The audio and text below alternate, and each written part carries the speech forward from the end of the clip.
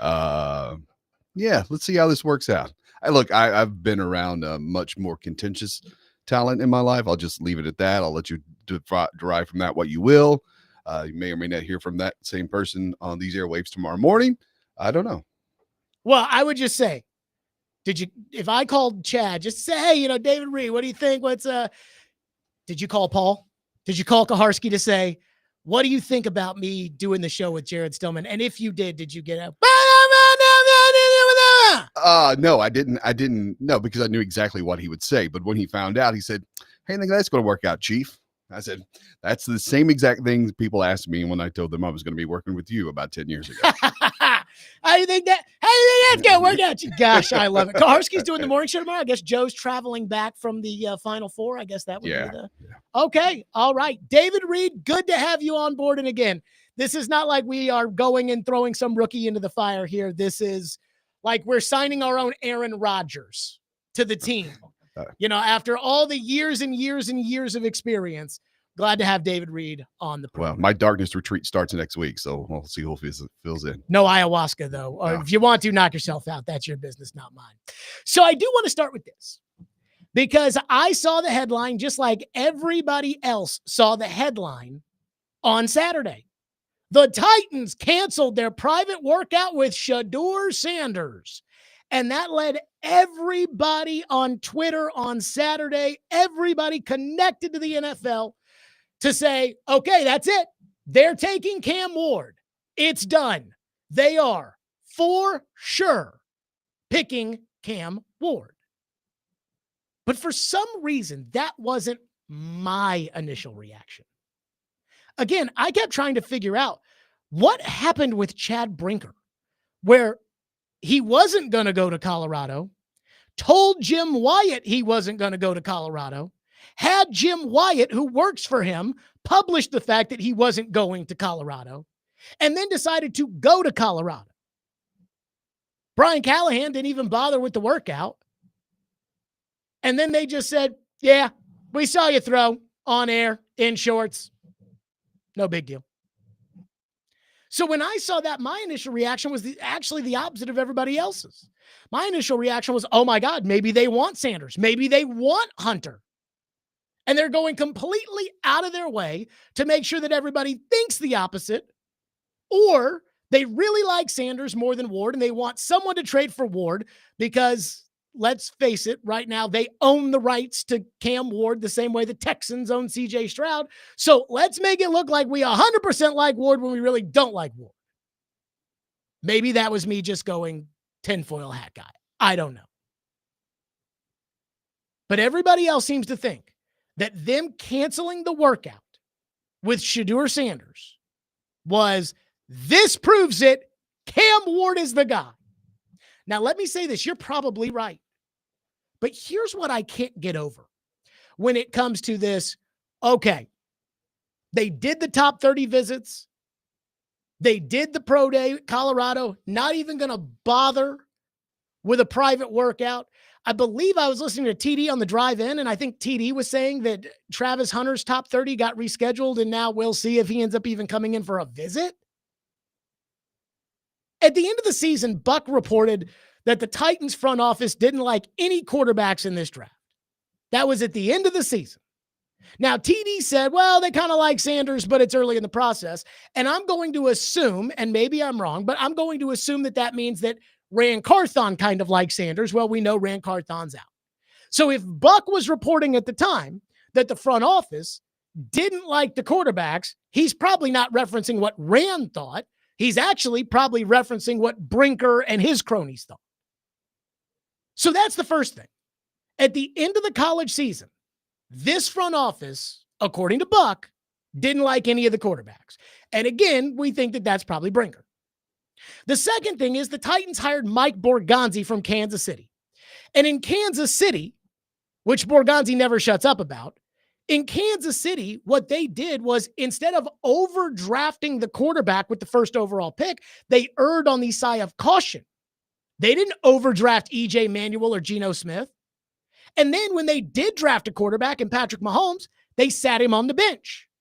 And I'm thinking, doesn't Borgonzi want to beat Kansas City?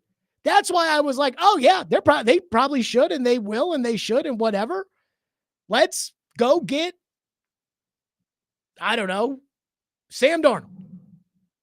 Then there's Brinker. He's obsessed with draft picks. He wants 10 picks over the next 3 years. He wants 12 picks in the top 100. And right now he has 8. And the only way to get more top 100 picks is to trade the first pick in the draft. Brinker comes from Green Bay, kind of like how Borgonzi comes from Kansas City. And the way Borgonzi just is reverent when talking about Kansas City, that's how Brinker feels about Green Bay.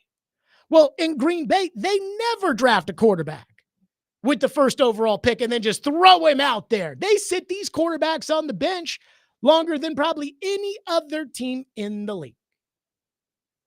So again, it doesn't track with what I would expect Borgonzi to want to do.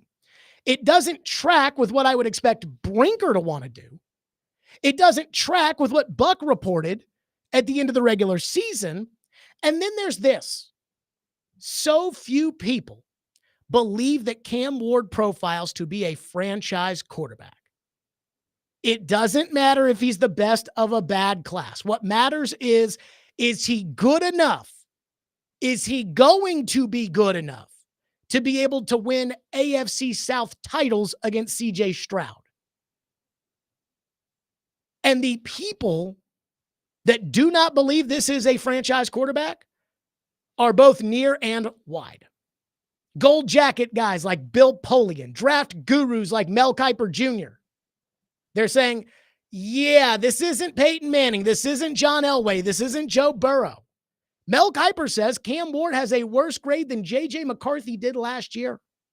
NFL.com ties him at a 6.39 with Bo Nix. So, again, most of you are saying, well, they canceled the workouts with Sanders and Ward, Sanders and Hunter. It's for sure going to be Cam Ward. I don't disagree. But why? Why are the Titans going to stick and pick Cam Ward when it goes against the background of the guy who's in charge and it goes against the background of the guy who he hired to take the heat for the mistakes? And the one thing we know that they both want desperately is draft capital. They talked about it when Borgonzi got hired about picks. The only way to get those picks is to trade the Cam Ward pick. So while, again, I am so almost paranoid when it comes to anything draft related, I hear something and I'm like, okay, well, the opposite must be true. And I hit on this a couple of years ago when the Colts kept telling everyone they love Will Levis. And I said, well, that probably means they love Anthony Richardson. We see that every year. Oh, well, we were told they didn't like that guy, and then they took him. So I think it's led me to be very paranoid, very skeptical of just believing the obvious. But most people think them canceling the workout with Sanders, them canceling the workout with Hunter, they think that means, okay, they're all in on Ward. And the evidence would say you're probably right. But I just can't get over how off-brand this feels with what Borgonzi and Brinker claim they want to be. And that's why I have a hard time believing that they are going to risk their careers on a guy who, again, has the same grade as Bo Nix when they don't have to do it. They don't have to draft a quarterback to save their jobs. That's the Giants. So you're probably right. I've already guaranteed after they didn't go after Sam Darnold or any other veteran quarterback, I already guaranteed they're going to take Cam Ward. But it just doesn't seem to add up with all the reporting and all the conjecture and everything else that we've heard leading up to this point. 615-737-1025. That's our phone number. That's how we're starting the program. 615-737-1025. Your reaction to the news. Is it as simple as they went out there, they watched Shedeur Sanders throw a couple wobbly ducks, and they said, all right, that's enough. We're going with Cam Ward. Is it that simple? Plus, Jeremy Fowler has a report on what he thinks the Titans are going to do. It's not anything you haven't heard before. But now all the touch points have passed. And something just doesn't add up. We'll get to that next. 615-737-1025. It's Stillman & Company on 1025 and 106 through the game.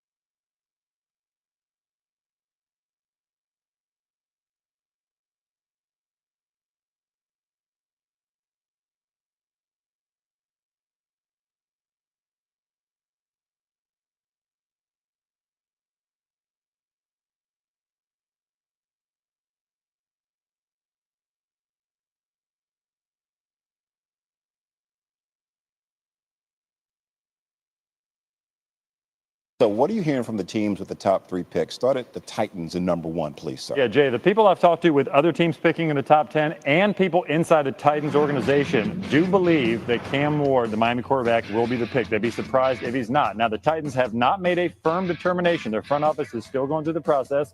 They would entertain a trade if they're wowed by one, and teams could be calling in the next few weeks. But Ward has clearly separated himself as QB1 in this draft.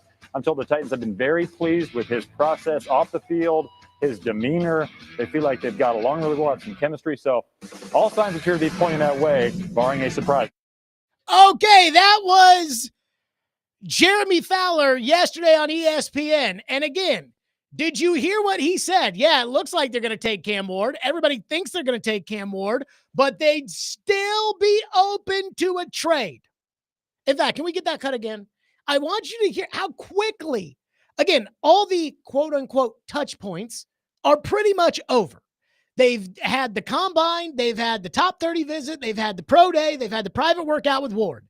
They've had the combine, they've had the East-West Shrine with Sanders, they had the top 30 visit, I believe, with Sanders, and they went to the pro day and they canceled the workout. And I think that's the case when it comes to Travis Hunter too. Again, they canceled the workout, which would have been another touch point as far as they're concerned. And listen to Fowler again say, hey, other teams think thing they're taking Ward because it's the only thing that makes sense, but they want to trade. So what are you hearing from the teams with the top 3 picks? Start at the Titans in number 1, please, sir. Yeah, Jay, the people I've talked to with other teams picking in the top 10 and people inside the Titans organization do believe that Cam Ward, the Miami quarterback, will be the pick. They'd be surprised if he's not. Now, the Titans have not made a firm determination. Their front office is still going through the process.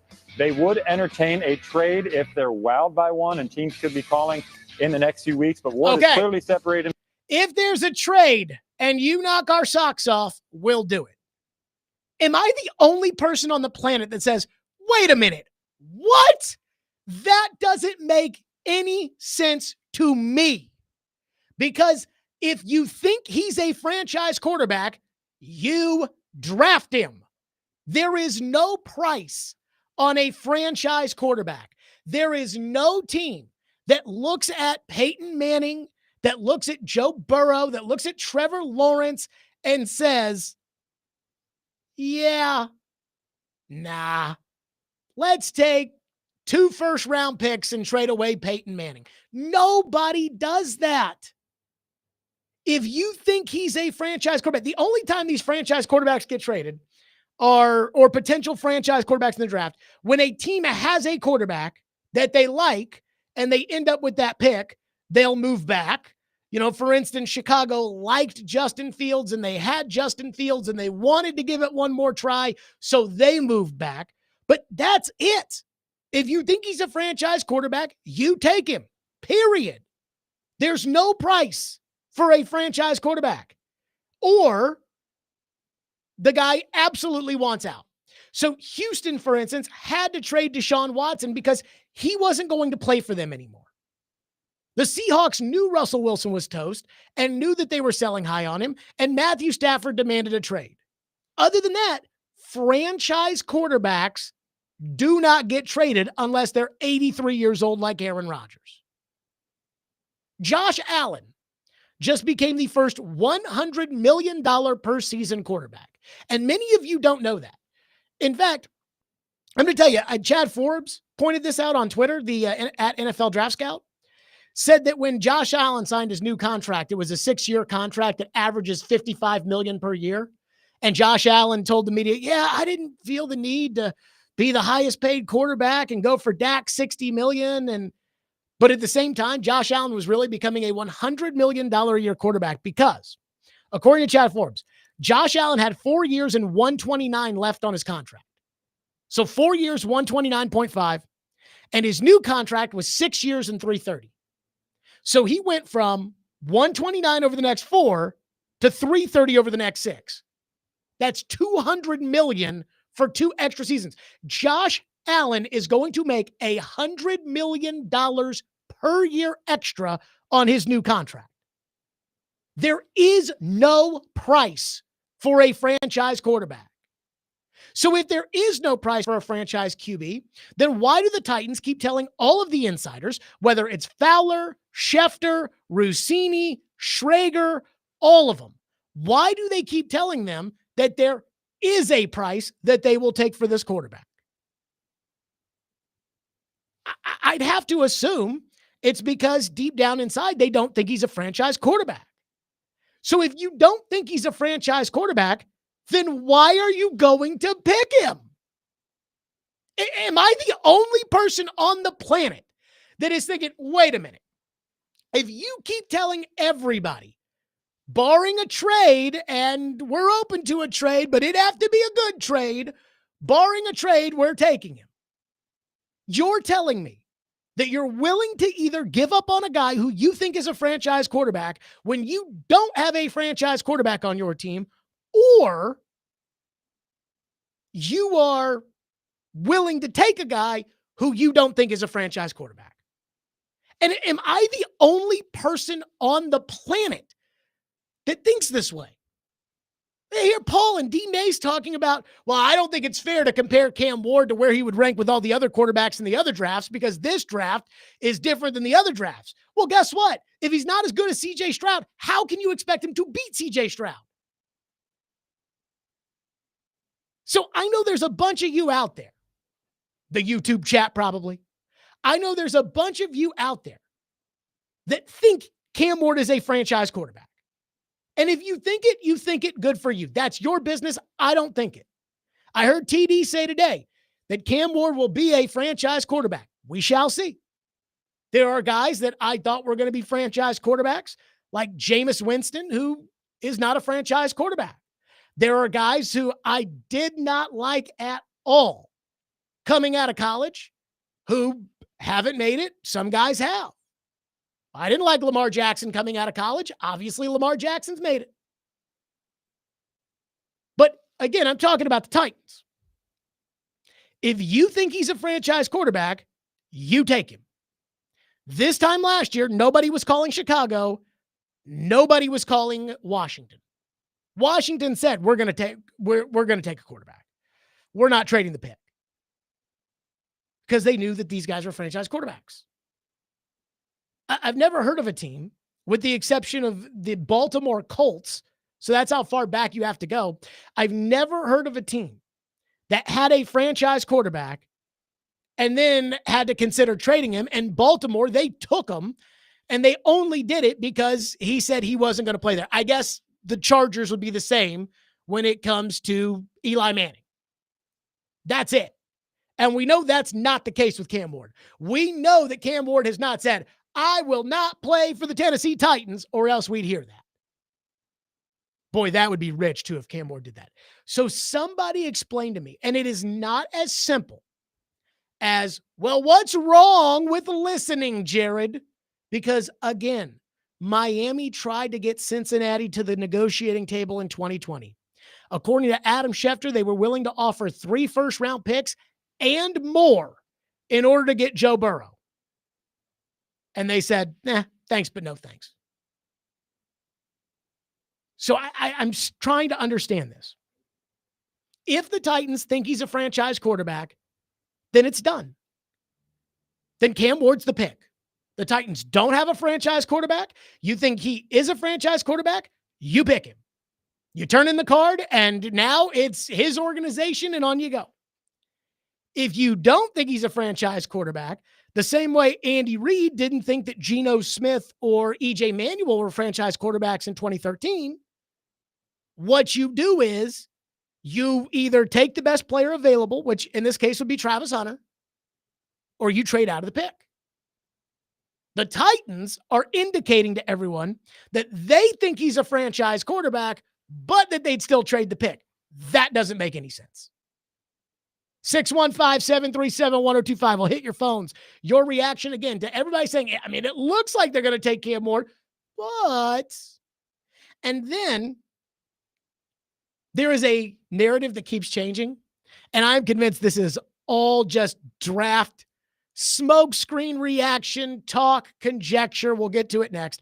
615-737-1025, which is our phone number here on the program. That's 615-737-1025. Stillman and Company, 1025, 106 for the game.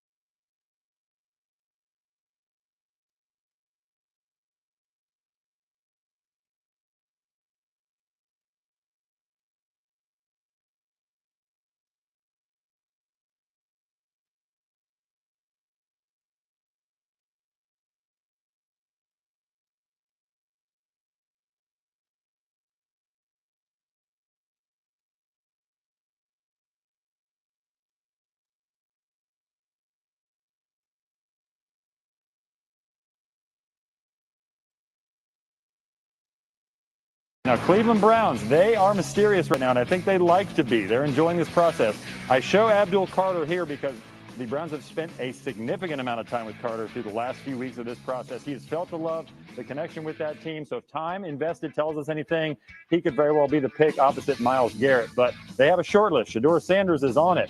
Travis Hunter is on it. Mason Graham, the big defensive tackle from Michigan, is on it. Now let's go to the Giants. So a little bit different here. People I talked to that were at Colorado's showcase earlier this week said that they believe the Giants will take either Travis Hunter or Abdul Carter, whoever's there. Okay. Now, certainly they've done a lot of homework on the quarterbacks, including Shedeur Sanders.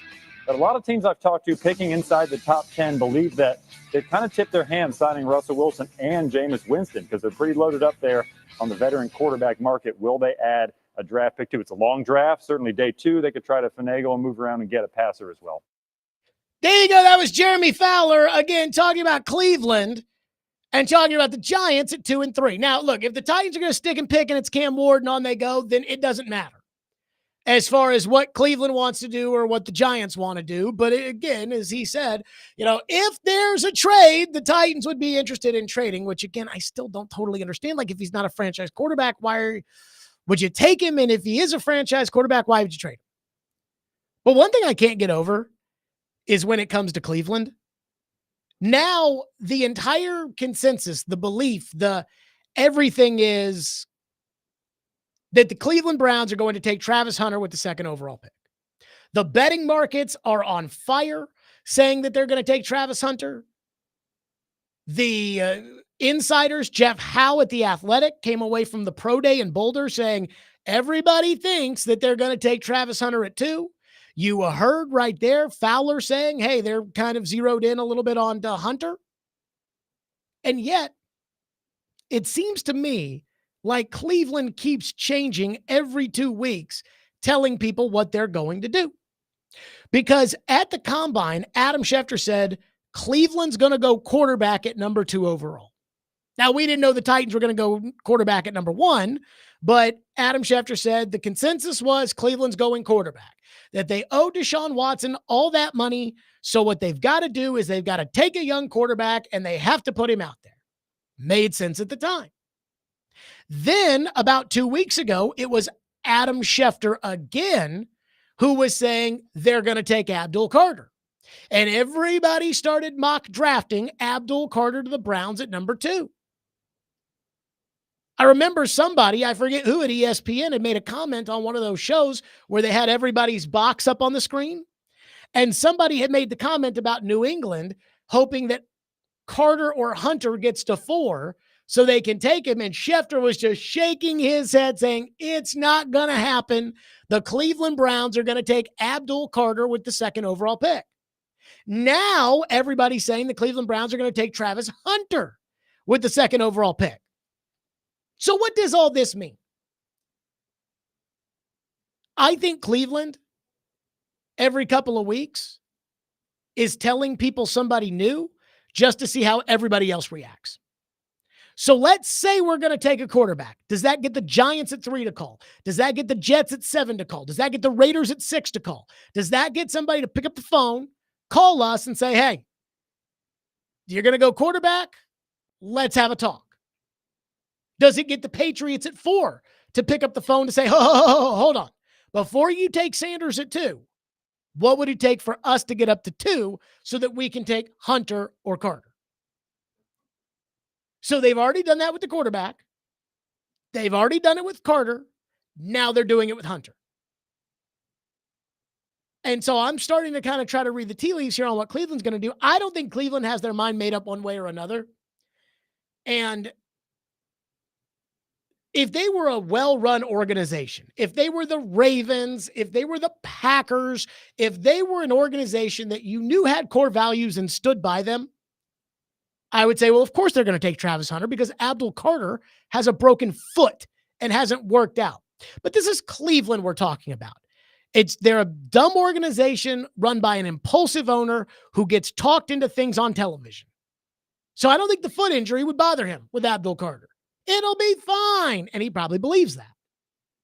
But I just find it funny that, again, every 2 weeks, it sounds like, oh, no, there's somebody new. Cleveland's going to take, and everybody says they're going to take them, and the betting markets all trend that they're going to take. Sounds to me like Cleveland's just trying to see how everybody else would react if they pick the guy that they think they're going to pick. 615-737-1025 is our phone number, and our phone line driven by WilsonCountyHyundai.com. 615-737-1025. One texter says, Jared, I was thinking the exact same thing. As soon as I heard the report that the Titans were canceling the workout with Shedeur Sanders, I thought they were trying their best to throw everyone off the scent and to make them believe that they're 100% in on Cam Ward. When I am like you in thinking that they might have interest in one of the two Colorado players. Doesn't it feel like the Titans, again, when it comes to what you really want, and I'm talking about what they really want here. If I was sitting down with Brinker and Borgonzi and, again, they agreed to be interviewed and not coach talk me. If I said to them, guys, what do you really want here? Like out of this pick, granted, I know you want Andrew Luck. I know you want John Elway. I know you want Peyton Manning. I know you want that kind of quarterback. But this guy does not profile to be that kind of quarterback. So what do you want out of this? My gut would tell me, they would tell you, draft capital. That's the number one thing they want, the most. So it's like, okay, if the number one thing you want the most is draft capital, then you trade the pick. And so when I see that, oh yeah, Brinker wants it out there that he was not going to the Colorado Pro Day. And then Brinker wants it out there that they've canceled the workout. And boy, I'll tell you, I like Jim Wyatt, and Jim Wyatt knows ball. Like Jim Wyatt is a great reporter. Well, Jim Wyatt, when he was reporting, at the Tennessean, was a great reporter. And Jim Wyatt knows football. When I read that Jim Wyatt tweet, that said something along the lines of, well, they've already watched enough game film of him. I'm like, oh, God. I'm like, boy, he should have just said, dear leader, Chad Brinker told me to pass this on to everybody. I'm like, so what's the if behind this? I have such a hard time trying to, okay, if you think he's a franchise guy, just take him. It's over. It's done. Take him. One texter says, Jared, do we know who the Titans brought in for their other top 30 visits? The remainder needs to have an impact as well. I do believe Paul has a report on they brought in the Grant kid, the interior defensive lineman from Michigan, and they brought him in on a visit, and he's going to go in the top round, and he's obviously not going to go number 1 overall. I saw that today, and I was like, why? But who knows? Maybe they'll try to trade back in or something. I mean, I don't totally get all in on the top 30 visits saying, oh, top 30 visit means they're going to take them. And we'll need to see a little bit more out of this group to be able to judge how important a top 30 visit is or is not. One texter says maybe the Titans are playing the show for the NFL to keep the draft interesting so that people will watch and be involved. I think that is very much a part of the possibilities here. That they can think, oh, yes, Cam Ward is a franchise quarterback. He's our guy. We're going to take him. We know it, but we know the NFL doesn't want the number 1 pick to come off the board on April 7th, so we'll pretend like we're not. That is and should be considered part of the equation. I mean, I told the story on Friday that on Thursday night, my son's 4 months old. He goes to bed at like 7 o'clock every night. And so I put him down on Thursday night after the storms had come through and everything. And I went down the rabbit hole of watching the 1998 NFL draft on YouTube, which, again, I laugh at when people are like, how could the Titans have passed on Randy Moss? Everybody pretty much passed on Randy Moss. And every time a team did pass on Randy Moss, they had a panel discussion of, well, what do we think of this team passing on Randy Moss? But what I found fascinating was all the talk early on was, who's Indy going to take? Is it going to be Manning? Is it going to be Leaf? We shall see. And you could tell up there on the stage, they knew they were taking Manning. Like they knew that Indy was taking Manning, and the Chargers knew they were taking Leaf, but there was still kind of the smoke of, well, both teams brought jerseys for Manning and Leaf, which I don't understand why Indy would actually do that. print up a Ryan Leaf jersey when you knew you weren't taking Ryan Leaf. But so I would say this. I think there is some truth to that. I think that is a possibility. That this could all be for show, and the Titans are just, you know what, we're going to take Cam Ward. We think he's a franchise guy. Some people, mainly you people, think that Cam Ward is a franchise guy. Maybe they think it too. And maybe that's why they're doing what they say they're going to do. 615-737-1025, which is our phone number of the program. That's 615-737-1025. More your phones. Plus, the insiders get inside information for the most part by currying favor. Now, they're good to agents. They're good to coaches. They're good to players. They're good to... There's one thing that the insiders keep saying that I did not see. We'll get to that next. Stillman and Company, 615-737-1025. Plus, we'll be giving away Preds tickets later today on the program, so be listening for your opportunity there. And if you want to win tickets to a future Preds game, be listening to Robbie and Retro tomorrow morning for Preds Pick to Click. All you have to do is guess a Preds goal score, and if they have put the puck in the back of the net, you win. Be listening tomorrow morning for the cue to call on Robbie and Rex Road.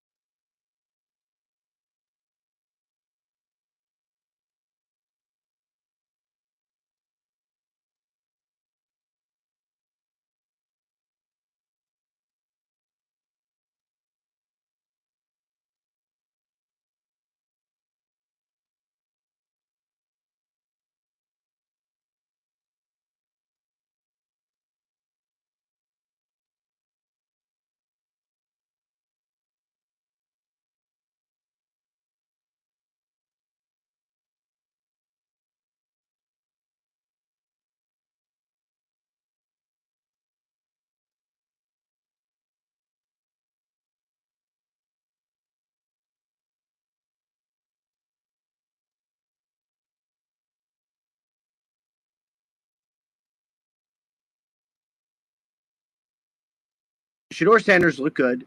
And if you're someone who wants to draft him at 2 or 3 or early, you saw enough where you're like, all right, like obviously the talent is there. The arm strength is, I don't know who said he couldn't throw deep. They were all angry about somebody saying that. I've not yet found the culprit of such accusations. But he has proved that that is not the case. And then, you sort of get word that the Titans mutually canceled a visit with Shedeur, which I would say to me makes sense because it looks like the Titans are going in one direction. They haven't officially confirmed or announced, but it looks like they're going in one direction, which would be to select Cam Ward at number 1. And then if that's the case, then I'm not sure what the point of a Shedeur workout anyway is, especially when it worked out for the whole world like 3 days before. So that makes sense. But in the context of like giving us an idea for what the Titans want to do, I think that's why it kind of stood out to everyone as maybe the biggest news of this weekend. Cam Ward going number 1 to the Tennessee Titans, seemingly signed, sealed, delivered. There you go. That was Ian Rappaport on the McAfee show earlier today saying that, hey, Shedeur Sanders had a good workout, but the Titans, they decided, hey, they're probably going in a different direction. And that's not the first person that has said, oh, yeah, no, they're going with, they're going to go with Cam Ward. But Shedeur had a good workout. In fact, in the Jim Wyatt tweet that announced to the world that the Titans were not going to be holding that private workout with Shedeur Sanders, Jim Wyatt said the Titans have seen 4 years of game film, scouted multiple games, and now attended a pro day they described as very impressive. I love Ian Rappaport saying there was somebody who said he can't throw the deep ball, but I'm trying to figure out who the culprit of that was. So forget about the sunshine and rainbows and bull crap and all that. Let's just be honest here for a second. I watched the Shedeur Sanders workout while we were on the air Friday. And there was one thing that stood out to me. And that was for somebody who's trying to prove they can be a franchise quarterback.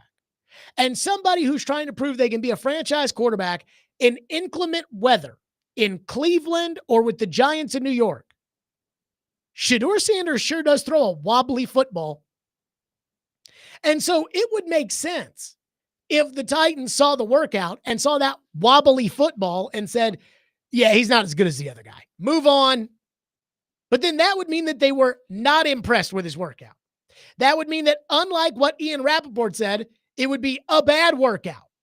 But nobody wants to say it because if you say it, then you get the entire pro-Dion, pro-Shedeur crowd coming after you saying, how dare you say Shedeur's workout wasn't very good? Again, I watched it. I'm no quarterback guru.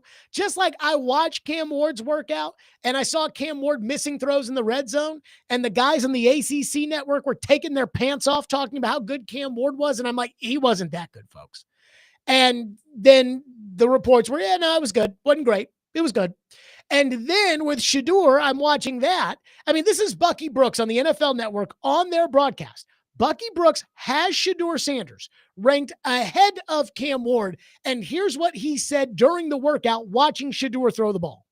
One thing that stands out already looking at, like just comparing the two, Cam Ward and him, his ball is a little looser than Cam Ward. When Cam Ward's ball came out at the Miami Pro Day, it was tight, spinning, velocity's a little different. This has a little wobble, a little tail to it. Oh, this has a little wobble. Cam Ward, he throws a nice tight spiral. And this one, is pretty wobbly. And I'm like, dude's not even wearing shoulder pads. He's not wearing a helmet. He's not taking the blitz. He's not on the road with visiting fans. He's got no DBs to worry about.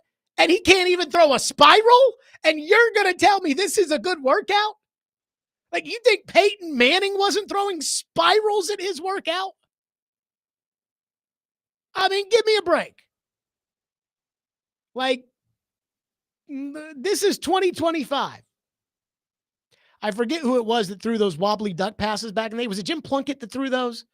Might be a little bit before my time. My dad used to always tell me about someone that would throw wobbly ducks and was actually good. I have a hard time, and if it's not Jim Plunkett, I apologize. But I have a hard time believing that Shedeur Sanders is Jim Plunkett. But nope, everybody's got to tell us it was a great workout. It was such a good workout. The Titans canceled their workout because they're like, yeah, now we've seen it. Got it. after Brian Callahan went to the owners' meetings last week and told everybody that, oh, yeah, no, the private workouts are way more important to me than the pro day. Somebody help me out here. I'm just saying, it didn't seem like it was a great pro day just from the fact that he couldn't throw a spiral. And do not, again, I've talked about you people too often and probably rude when I do that. Do not call this show or text this show and say, oh, who cares if he throws a spiral, Jared? No, that's important. One texter says, you're going to win either way. If they don't take a quarterback, you get to scream about Allen or Levis all year. If they take Ward, you get to scream, I told you so. I don't get to scream, I told you so if they take Ward. I get to scream, I told you so if Cam Ward doesn't develop into a franchise quarterback, because everybody tells us that Cam Ward is not going to be a franchise quarterback. And then I get to say, I told you so. You took this guy with the number 1 overall pick. But as a Titan fan, I am not going to enjoy having to wag my finger at Borgonzi and Brinker. That's the I told you so. The I told you so comes if Sam Darnold goes back to the Pro Bowl in Seattle because all of you guys told me he sucks. Randy says, did you see Dion interrupting the scout that was running the 40s with Shador and Travis Hunter? He didn't like that the scout was having him do. He said, don't listen to this guy. Y'all do your thing. Very disrespectful to the scout. He just interrupted, didn't pull him aside. He just jumped right in the middle while the scout. So it wasn't Shador and Travis Hunter that were running. It was the other guys. And I just think, again, that's Dion. Dion's going to do things the Dion way. That's it. That's how he's going to do it. 615-737-1025, which is our phone number. There is a contingent of this fan base that believes that Cam Ward is the next Steve McNair. And there is no, and I mean no, convincing you otherwise if you think that. But there's something about Steve McNair that I don't think gets talked about enough, that I don't think this team would be able to do. We'll get to that coming up next. 615-737-1025, which is our number here on the program. 1025 The Game and Green River Whiskey have teamed up to give away tickets to see Lainey Wilson at Bridgestone Arena in the all-inclusive Eurostone Club on Thursday, October 2nd. Tune in to Chase and Big Joe tomorrow during the 9 a.m. hour for the keyword to text in for your chance to win tickets. Green River Whiskey. Sit back, relax, and bourbon. Sip back, relax, and bourbon. I feel like I'm missing something in there. I feel like there's supposed to be like some sort of like funny saying like bourbon or something like that. Maybe I'm screwing this up. Who knows? Green River Distilling Company, Owensboro, Kentucky. Alcohol by volume varies by product. Please drink responsibly. And let me say this. Lainey Wilson, worth the price of admission. So I'm just saying, good luck to you on winning these tickets because Lainey Wilson's concert, totally worth it. Stillman & Company, 1025 The Game.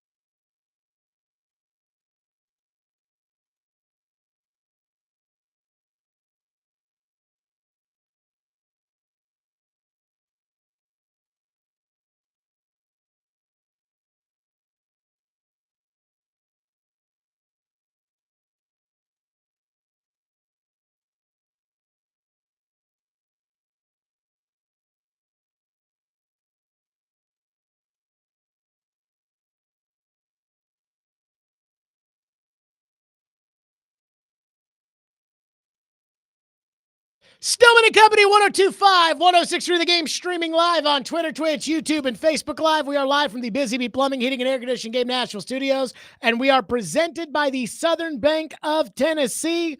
Our new executive producer, David Reed. Are you familiar, David Reed, with my You People rants?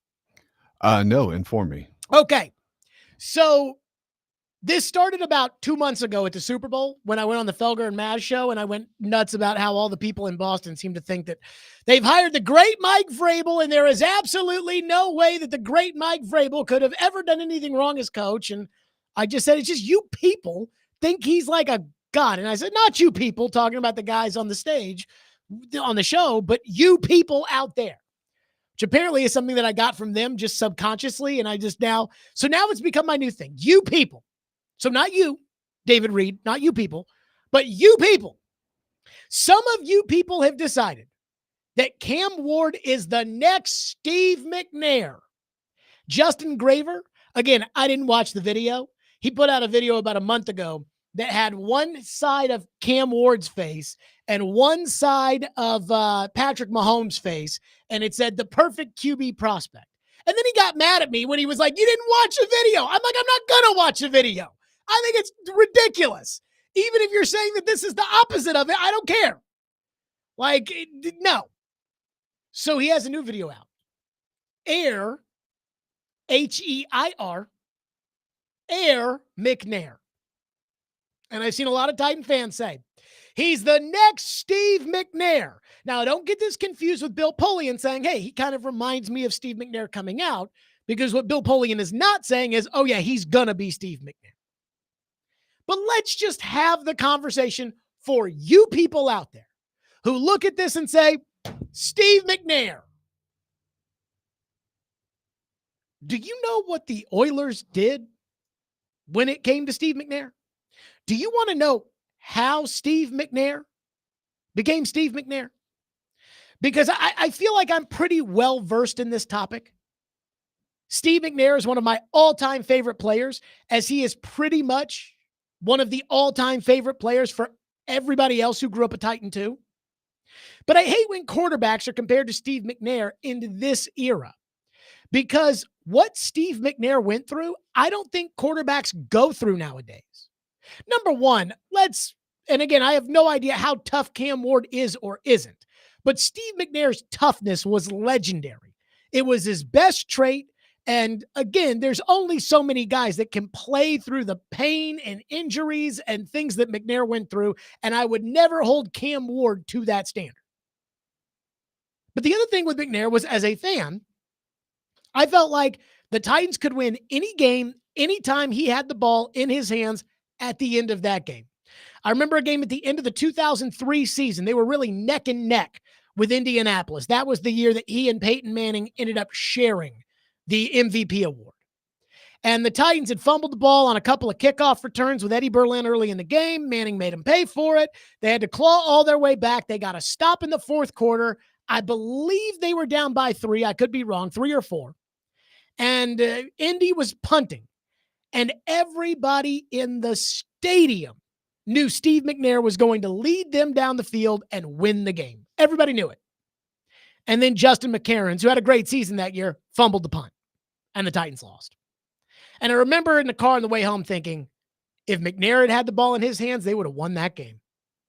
But you have to get the ball to McNair.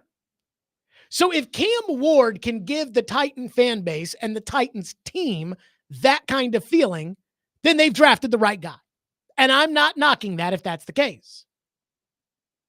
But are the Titans willing to do with Cam Ward what they did with Steve McNair? Steve McNair made 4 starts. 4 in his first 2 seasons. I mean, again, Anthony Richardson is as old as Cam Ward. And everybody's ready to say Anthony Richardson sucks through his first 2 years, where he's been completely mismanaged by Indianapolis. And people will say, well, Jared, it's different. Cam Ward's played all these games in college. Steve McNair played 43 games in college. This wasn't Trey Lance, who missed an entire year because of COVID, or Anthony Richardson, who played 1 year at Florida. And yet, they decided to bring him along slowly. This was the man who drafted Steve McNair. Floyd Reese on our station years ago talking about their plan when it came to Steve McNair.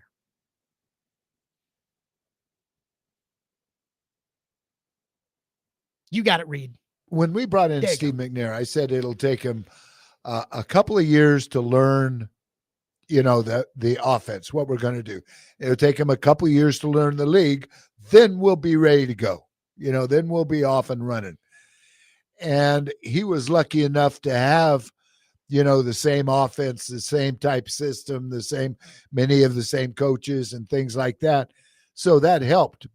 We told the press that night, we said, now don't come to us every week if we don't win and say, when's McNair going to start? I'm telling you, McNair will not play this year. I said, he'll play a little bit next year, and then we'll go from there.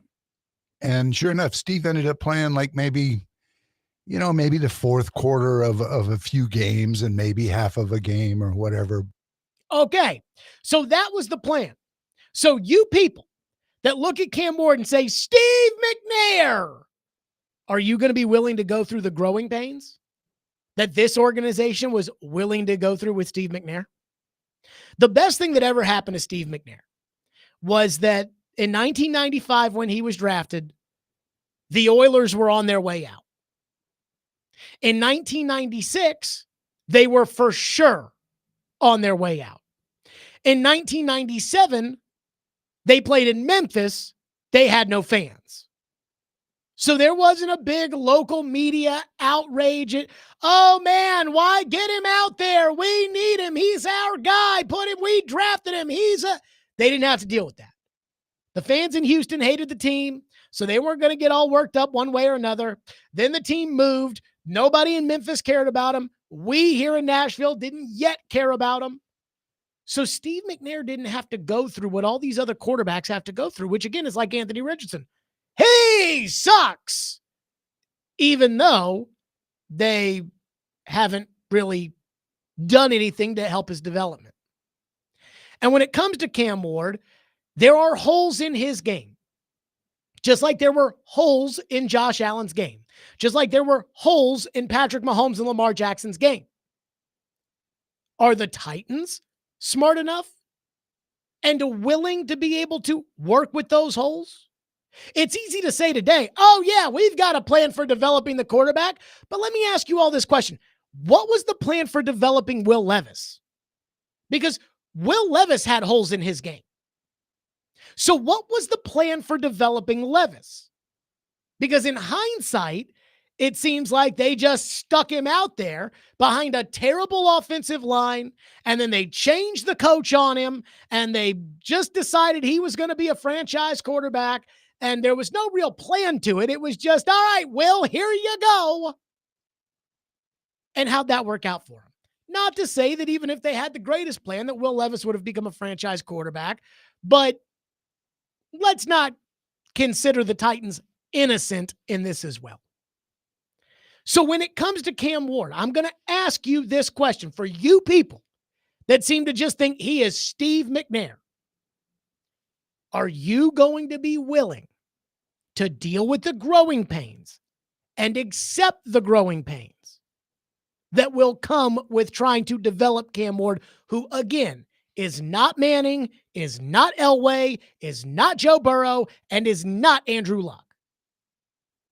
You'll easily say yes today.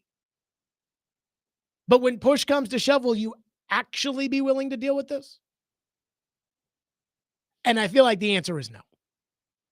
If the Titans drafted Cam Ward, and just like Floyd said in that cut, we went to the press and we said he is not going to play, do not come to us, do not demand that he plays, do not. If they drafted him and they went to the podium and said, Will Levis is our starting quarterback, Cam Ward will not play this year, do not come to us, do not ask to, do not. If they were to say that, would you be okay with it? Because if you're not, then you're not willing to do what this organization did so that Steve McNair could actually become Steve McNair. You're just telling yourself that Cam Ward is the finished product that Steve McNair was. Steve McNair was not an elite passer in the NFL until his third year with the Titans. His fourth year, and I'm not talking about third year with the organization. I'm talking about third year as the Titans. So there were 4 years with the Oilers, 2 in Houston, the first 2 he didn't play, 1 in Memphis, 1 at Vanderbilt. Then there was the Super Bowl year where McNair had moments, but that was an Eddie George-led team. Then there was the 2000 team that was defense, run the ball, and again, McNair was still clutch when he needed to be, and he was, at that point, kind of the franchise quarterback, but he wasn't an MVP candidate until he finished third in 2002, and then he won it in 2003. That's 8 years after he was drafted. Do you think there's any chance you guys would be that kind of patient? And I feel like the answer to that's probably no. 615-737-1025 is the phone number, 615-737-1025. So one texter into the text line said in the first hour that he agrees with me that maybe Cam Ward's not a franchise quarterback and it wouldn't make sense to take guys not a care, but they're going to do it. They're going to do it. So if they do it, Jared, what exactly do we need to do for Cam Ward? Well, there's one position on the team that is scaring the crap out of me when it comes to Cam Ward. We'll do it next. Stillman and Company, 102.5, 106 for the game.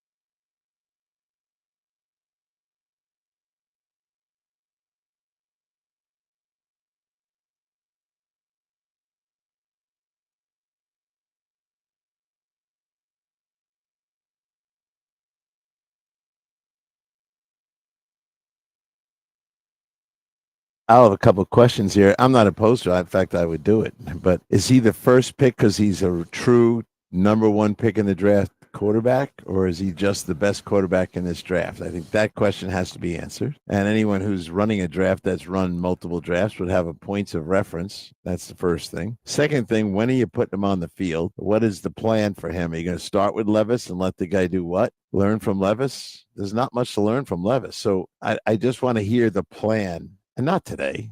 First off, they got to take them. Then they'll announce the plan. They're not announcing anything before that. And then this. I don't think this is a question that can be answered yet, but can you move down one spot and take him? Is someone crazy to get the pass rusher enough that they want to go up there? So is there value to moving my pick? Is he starting on opening day? All this stuff. And what is his true grade against CJ Stroud and Jaden Daniels? That's how I'd like to compare the grade. There you go. That was Pat Kerwin on Sirius XM NFL Radio. And again, I think those are all very fair questions. Now, again, I can just hear the contingency of Titans fans that think that, oh, yeah, he's going to be the next Steve McNair. They're like, of course he's going to play right away. He's so good. What do you guys think? You guys are crazy. But I do want to know, okay, so what's the plan here? And I'm going to give the Titans credit when it comes to the plan at tackle. Because this time last year, I kept saying they don't have a right tackle. And I kept telling the right tackle story. And I kept saying they do not have a right tackle. So if they don't have a right tackle, how are they going to, oh, Jared, it's only April. They'll get a right tackle. This time last year, they didn't have a right tackle or a left tackle. But it was like, oh, no, it'll be fine, Jared. And this year, they're like, no. First day of free agency, we're going to overpay. And we're going to get a left tackle so we can then take our right tackle from left tackle. And now we've got to. So they're already better in that regard. But here's something I don't think that we talk enough about that I don't know how the Titans can figure this out. Who's going to be the tight end for this team? If you want Cam Ward to develop into a star quarterback, who's the tight end? Again, you people that say he's Steve McNair, you do realize that Steve McNair threw to Frank Wycheck every single year as the leading receiver until 2000 when Derek Mason overtook him. But that first year, Wycheck. Second year, Wycheck. Third year, Wycheck. Fourth year, Wycheck. Then it was Derek. Young quarterbacks need tight ends. Who's his tight end? And a young quarterback needs an above average starting tight end, one that can block and catch and can be a chain mover on 3rd and 4. He's going to throw it to the tight end, especially a guy who's athletic like Ward, because Ward can dance around and then dump it off to the tight end. That person is not Chigakonkwo. Chigakonkwo does not block. I looked it up today. He had a run blocking grade of 36. That's 36 out of 100 as a run blocker, according to PFF. And he's not reliable in the passing game, though he did improve I think it was 10% drops last year. He only dropped the ball one time, according to PFF. But the Titans quarterbacks did throw 4 interceptions last year when targeting Chigakonkwo. That's not the right guy to be the tight end when you're breaking in a young quarterback. And here's the real problem. The Titans, I don't think, have an option to replace Chigakonkwo. So the 2 tight ends in this draft that are both rated very highly, Warren out of Penn State and Loveland out of Michigan, will both be off the board when the Titans pick at 35. And the Titans need an edge rusher. The Titans are going to need a second wide receiver, and those are going to take priority over tight end. Free agency has already come and gone. The Titans didn't go after an Evan Ingram or somebody who, again, is probably an above average starting NFL tight end. So again, I get all worked up when I talk about you people that say, oh, he's the next McNair. Jared, you trust me. He's going to be that guy. And I'm like, okay, well, then go get him a tight end. Go get him a Frank Wycheck that he can dump the ball off to. Because what they have right now, no disrespect to Chig. In fact, Reed, you know Frank pretty well. May he rest in peace. It would be disrespectful to Frank to act like Chig is anywhere near him. Oh, come on now. Give me a break. You can't disrespect Frank Wycheck like that. But preface this by I wore a sweatshirt to the gym that the man gave me today. So I have a little bit of a bias, but come on. I mean, yeah, but like Frank Wycheck's like a multi-year Pro Bowler. And again, Chig is Chig. Yeah, exactly. 615-737-1025 or phone line driven by WilsonCountyHunter.com. Kenneth texts into the text line and says Cam Ward will be the next Marcus Mariota before he is the next Steve McNair. See, here's the thing that's crazy to me. Again, I believe that organizations ruin quarterbacks far more often than great quarterbacks are just made and are going to be great no matter what. Now, that doesn't mean that every quarterback who fails was failed by their organization. And that doesn't mean that every quarterback who succeeds that was built by the organization. Again, Joe Burrow is why Joe Burrow is so good. I get that. But I really believe when it came to a draft prospect, and I did not like Mariota coming out. Like, I did not want them to take Mariota. Granted, I wasn't super educated in this at this point, but I did not like Mariota. I think they screwed up Mariota more so than Mariota was just a bust and it was never going to work. I truly believe that. And you may disagree, but that's going to be how I feel until I die, is that this organization, if Marcus had a chance to be a franchise quarterback, they totally blew it. One text says, look at all the great quarterbacks in the NFL. They all have top tight ends. Kittle, Kelsey, Andrews, Knox, etc. Here's what I will say about how important I think tight end is to a young quarterback. I think that he's the safety net. He's the chain mover. I think what happens, as is the case a lot of times in life, when you go out and you bring in somebody new, and I'll use David Reed as the example. David Reed's been doing this for, 25 years in some capacity? But this is his first day doing this show. And as we were talking about during a break, the software we use, as far as everything's concerned with the board and whatnot, is different than some of the places that he's been in the past. And that's natural. It'll take him a couple of days or however long it'll take him to figure that out, but that's fine. But he's done this. This isn't new to him. This isn't like all right, let me tell you how to produce a radio show, son. Because again, he's done this.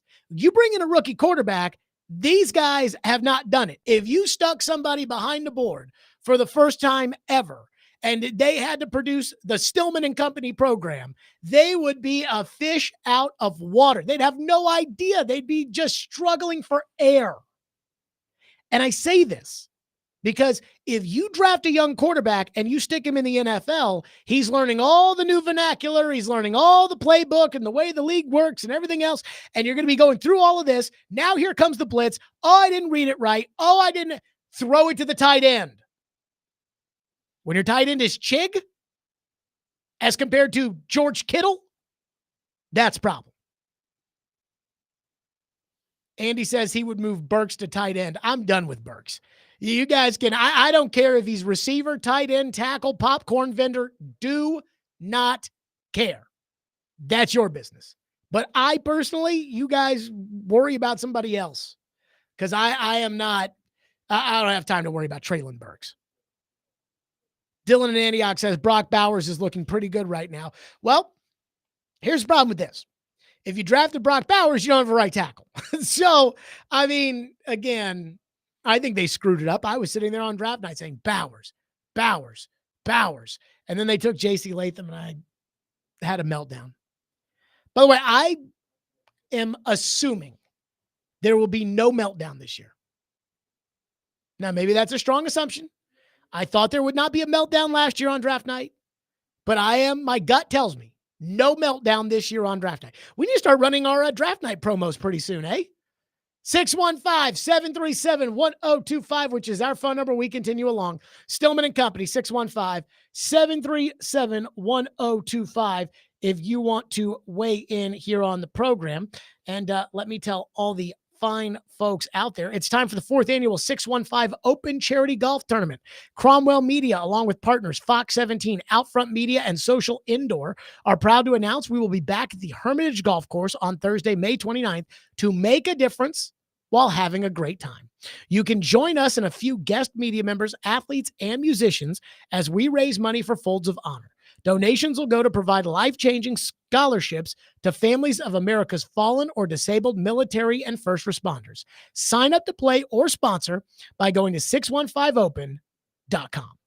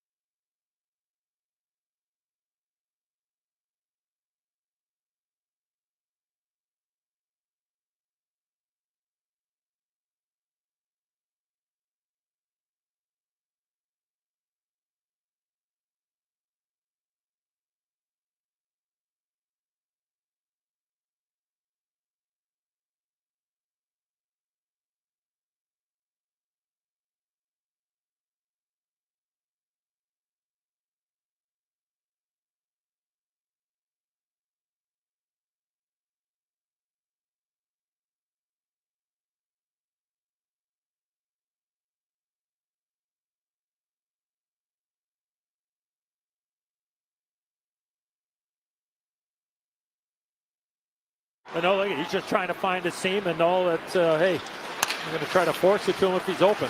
Here is Ovechkin. Shoots! He scores! He scores! Number 895, the record broken Alexander Ovechkin yesterday. That was the call on TNT. And I got to say, I got a hockey thought I want to get off my chest when it comes to Ovechkin and breaking Wayne Gretzky's record and everything else. And I was moved all weekend by just the respect for the game and the honor that I felt like both Ovechkin and Gretzky gave the game of hockey with this great record. Instead of doing something where it's like, what are the best records in sports? Call in. I'm just going to tell you how Ovechkin passing Gretzky this weekend made me feel. I'm 35 years old, so like my knowledge of Wayne Gretzky was I used to play Wayne Gretzky's 3D hockey on the N64. It's not like the Gretzky era overlapped with my era when it came to being a fan in the NHL. And even though the Predators have been here since 1998, I didn't really become a fan until like 2011. So I'm kind of late to the game, I guess, on hockey. But I absolutely love the NHL. And the reason I love hockey is because when it comes to true competition and pride and toughness and competitiveness, nobody outdoes the NHL. Nobody does those players. That's what I loved about that Four Nations face-off was the fact that, again, I know they got a medal and they got a trophy, but those players didn't care about the medal or the trophy. They were playing for the pride. America and the United States, there was some geopolitical tension. And again, hockey's kind of their thing, but here we come and it's a rivalry and those sides wanted to win. And that's why everybody was all in. It was a great product. So on Friday night, Alexander Ovechkin ties the record and the Chicago Blackhawks pull the goalie.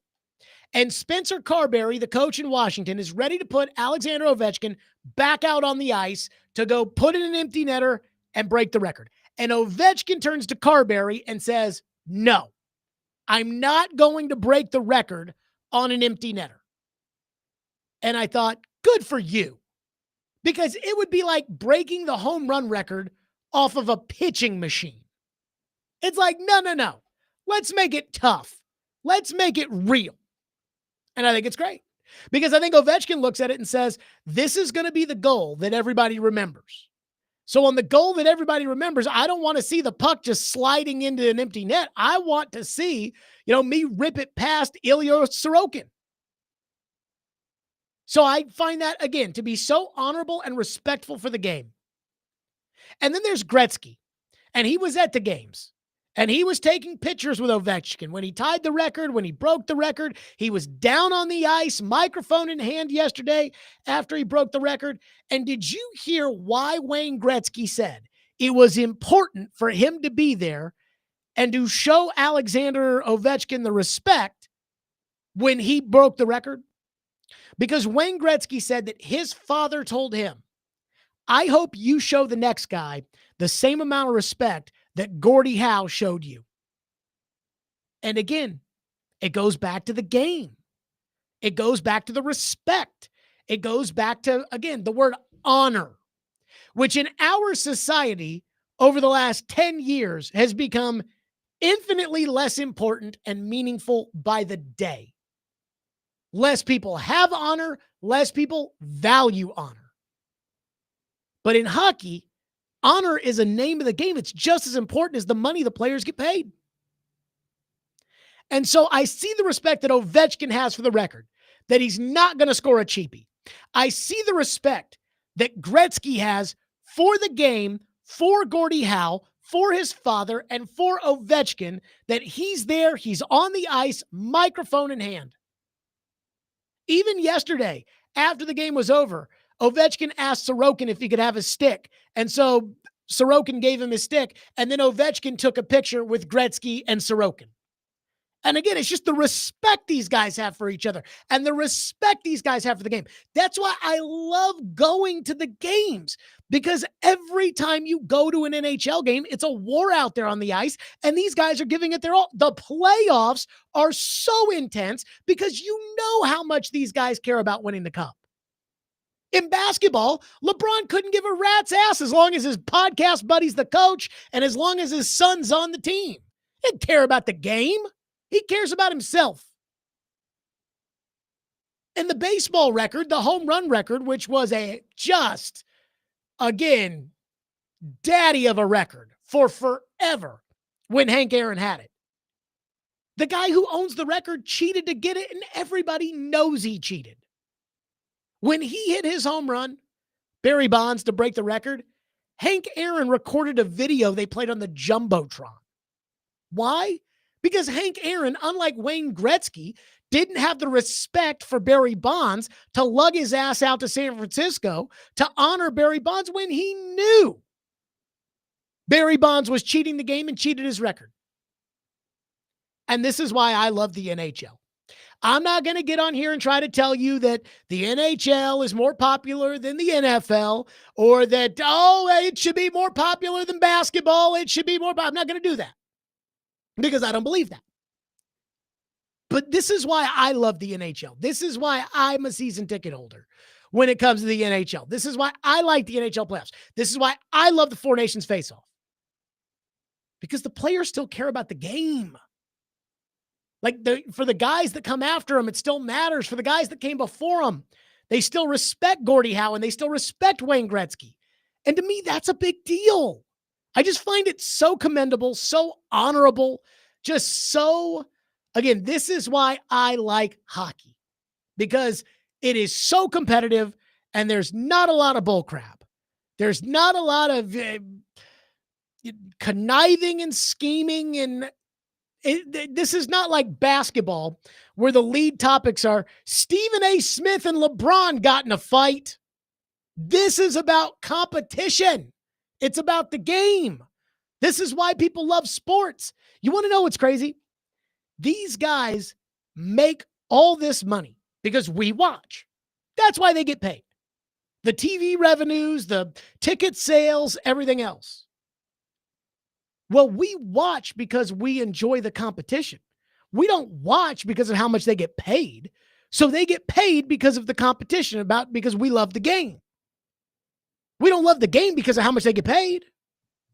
And hockey's the one sport that at this point in time still seems to have that in its DNA.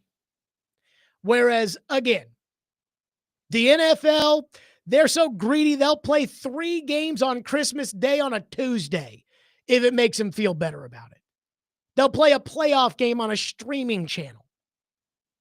Baseball, their number 1 record, owned by a cheater. Basketball, again, when Michael Jordan played and it was competitive and those guys respected the game,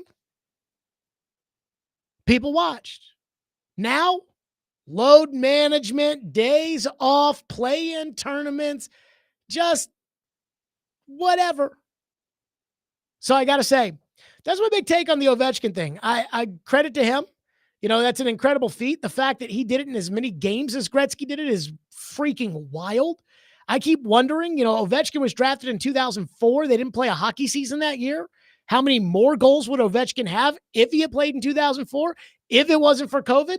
If there wasn't the lockout in 2012? Like, how many more goals would Ovechkin have at this point? But good for him. And good for Gretzky. Good for Gretzky to be at the game. Good for Gretzky to support him. 615-737-1025. Mike has been waiting patiently and is up next here on the program on the Final Four. Mike, thank you for calling. Thank you for waiting. You go ahead, Mike.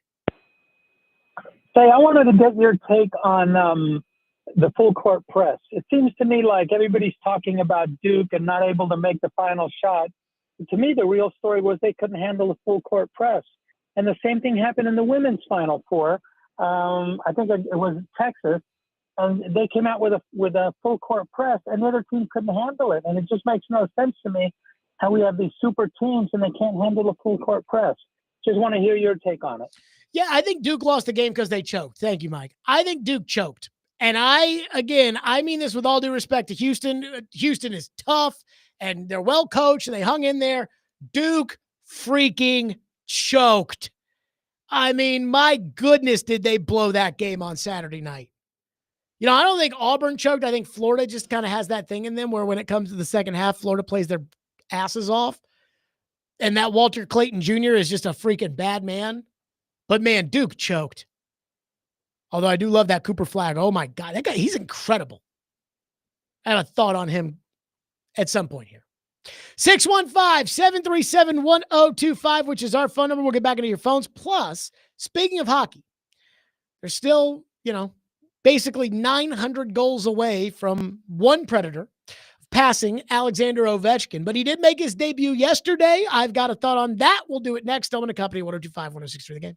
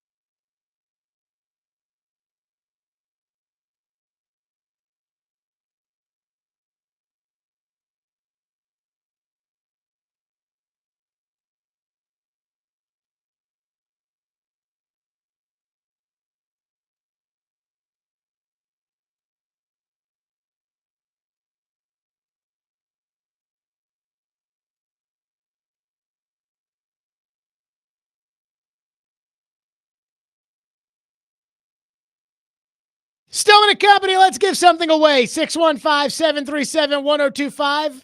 Let's give away some Preds tickets.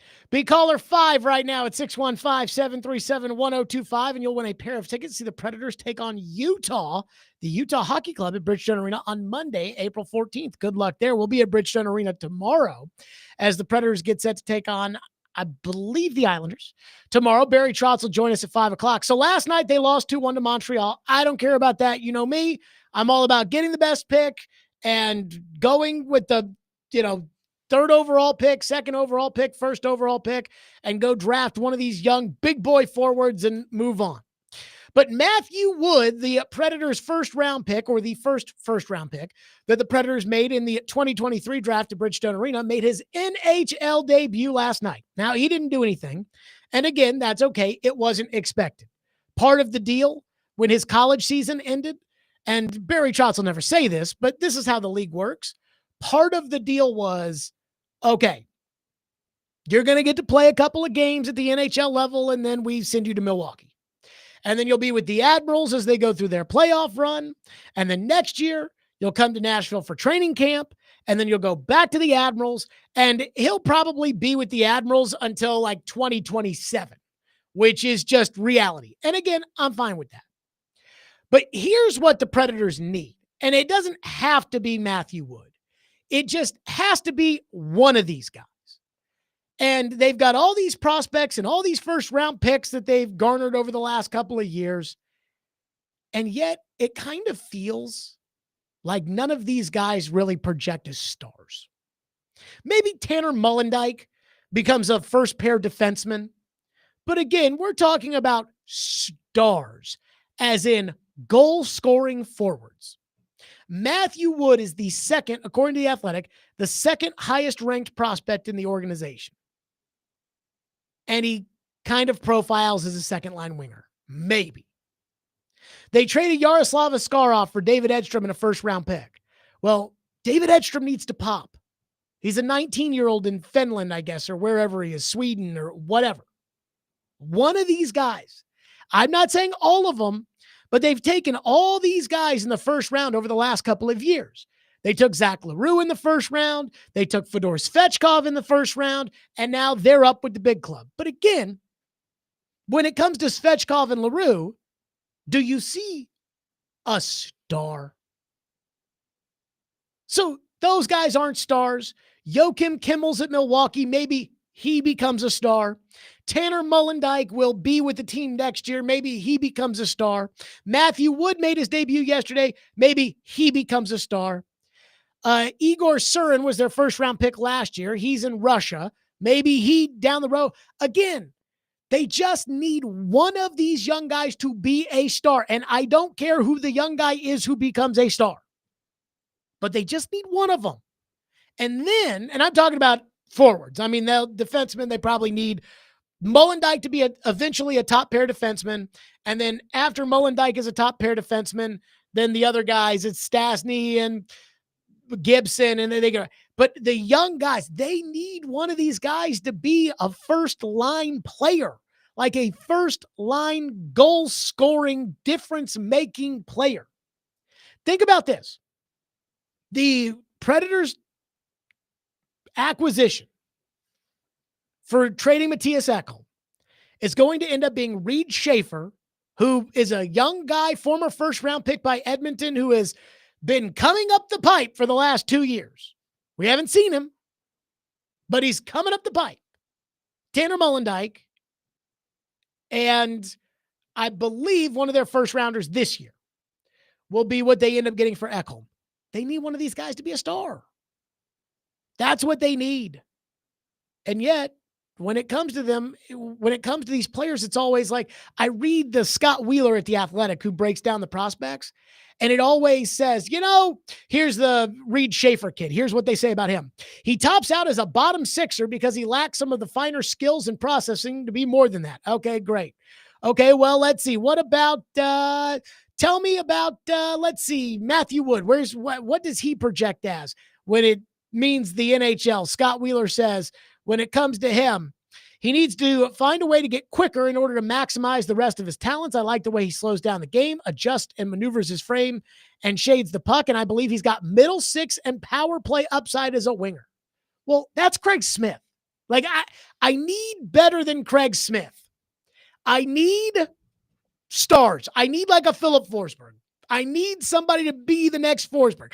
And then the kid that they draft this year, he needs to be the best forward the Predators have ever had. And he's not going to be the best forward the Predators have ever had overnight, but eventually he needs to be the best forward the Predators have ever had. One texter in my comments about Ovechkin says, I didn't realize we were still calling Barry Bonds a cheater in 2025. Literally every pitcher he faced was juiced. Sorry, the pitcher juicing and Bonds juicing does not cancel out the juicing. Bonds was a cheater. Everybody knows it. It's why Bonds is not in the Hall of Fame. It's why that year that he was the hitting coach for the Miami Marlins, his head was significantly smaller than it was when he was on the Giants back in the day and he was taking the juice. Of course, Barry Bonds cheated. 615-737-1025. That's our phone number here on the program, 615-737-1025. So it looks like the Titans are going to draft Cam Ward number 1 overall. But there's something I saw on Saturday.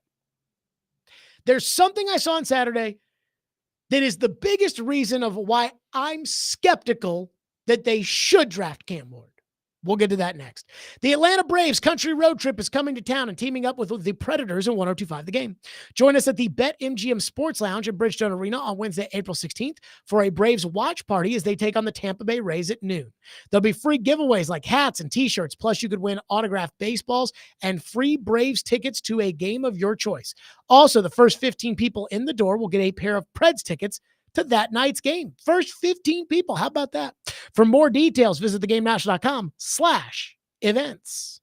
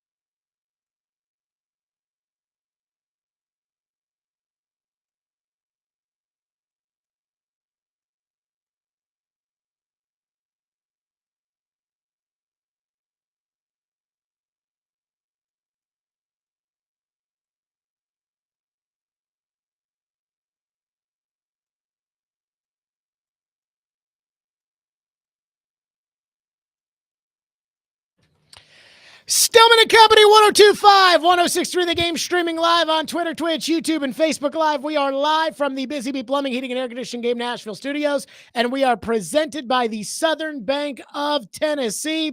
Again, all the reporting says Titans, Cam Ward, it's not a done deal, but it's looking pretty close. This in from Albert Breer today at Sports Illustrated. You know I love Albert Breer. Albert Breer says, take the Tennessee Titans' decision to cancel their Wednesday workout with Shedeur Sanders for what it is. Plainly, my sense is it's a powerful sign of the conviction they've built in Cam Ward's worthiness as the first pick in 17 days. It also backs up what I've heard, that it would take a historic offer to move them to trade the pick and pass on the Miami quarterback. Breer says, I'm not saying the Cleveland Browns are on the clock at number 2 quite yet, but we're getting there. So Albert Breer, who came on our show at the Super Bowl after the Senior Bowl, and he said, my sense is, after talking with people in the league, this quarterback class is like the 2022 class, the Kenny Pickett class, that now it's, hey, the Titans have decided that Cam Ward is worthy of the number 1 pick. Again, remember that word, worthy. Breer continues, I think we'll look back on this being pretty remarkable, that the Titans came into the process not wanting to predetermine anything with the first pick. They wanted to do 30 visits and combine interviews and have a big pro day presence for each of the 4 guys under consideration, Ward, Sanders, Hunter, and Carter, and do private workouts with, at a minimum, the quarterbacks. Breer continues, now a trade was always unlikely, most because of the makeup of this draft class. So he's saying a trade was always unlikely because these quarterbacks aren't that good. But Tennessee is going to take that quarterback anyway. Breer continues, with the Titans roster being what it is, their revamped brass couldn't afford to come out of April without a blue chip centerpiece, be it a quarterback or otherwise. Since there appear to be just 2 non-quarterbacks at that level in this class, with a significant drop-off after Hunter and Carter, the value of picks number 4, 5, and below is diminished significantly, which would also kill any appetite the Titans would have to drop past that line. There was a natural limitation all along as to what the Titans would be willing to do with the pick, but that all appears to be moot now anyways with how Ward has emerged. So again, the word he used when it came to Cam Ward and the fact that it looks like the Titans are going to take him number 1 is a worthiness of the first overall pick. Cam Ward had a good college season. Cam Ward has had a great story from Incarnate Word to Washington State to Miami. And now Cam Ward is going to be the first overall pick in the draft. And that's a great story, but it wasn't as if Cam Ward won the Heisman. It wasn't as if Cam Ward led Miami to the national title. Cam Ward didn't even lead Miami to the ACC title. So is he really worthy to be the number 1 pick in a draft and the number 1 pick quarterback? Because again, even if it's a bad quarterback class, even if it's a bad draft class overall, if you take a quarterback with the number 1 pick and it doesn't work out, you're fired. That's how this league works. And on Saturday, I watched the Final Four, like most of you. Granted, with the storms going on, if some of you didn't watch the Final Four, I get it. But I watched the Final Four. I was on XM during the Florida-Auburn game, but I was with my tushy on the couch for that great Duke versus Houston game. What a choke job, by the way, by Duke. When I watch Cooper Flagg for Duke play, and Cooper Flagg is going to be the number 1 overall pick. We all know this. That is a number 1 overall pick. That is we got to have him on our team.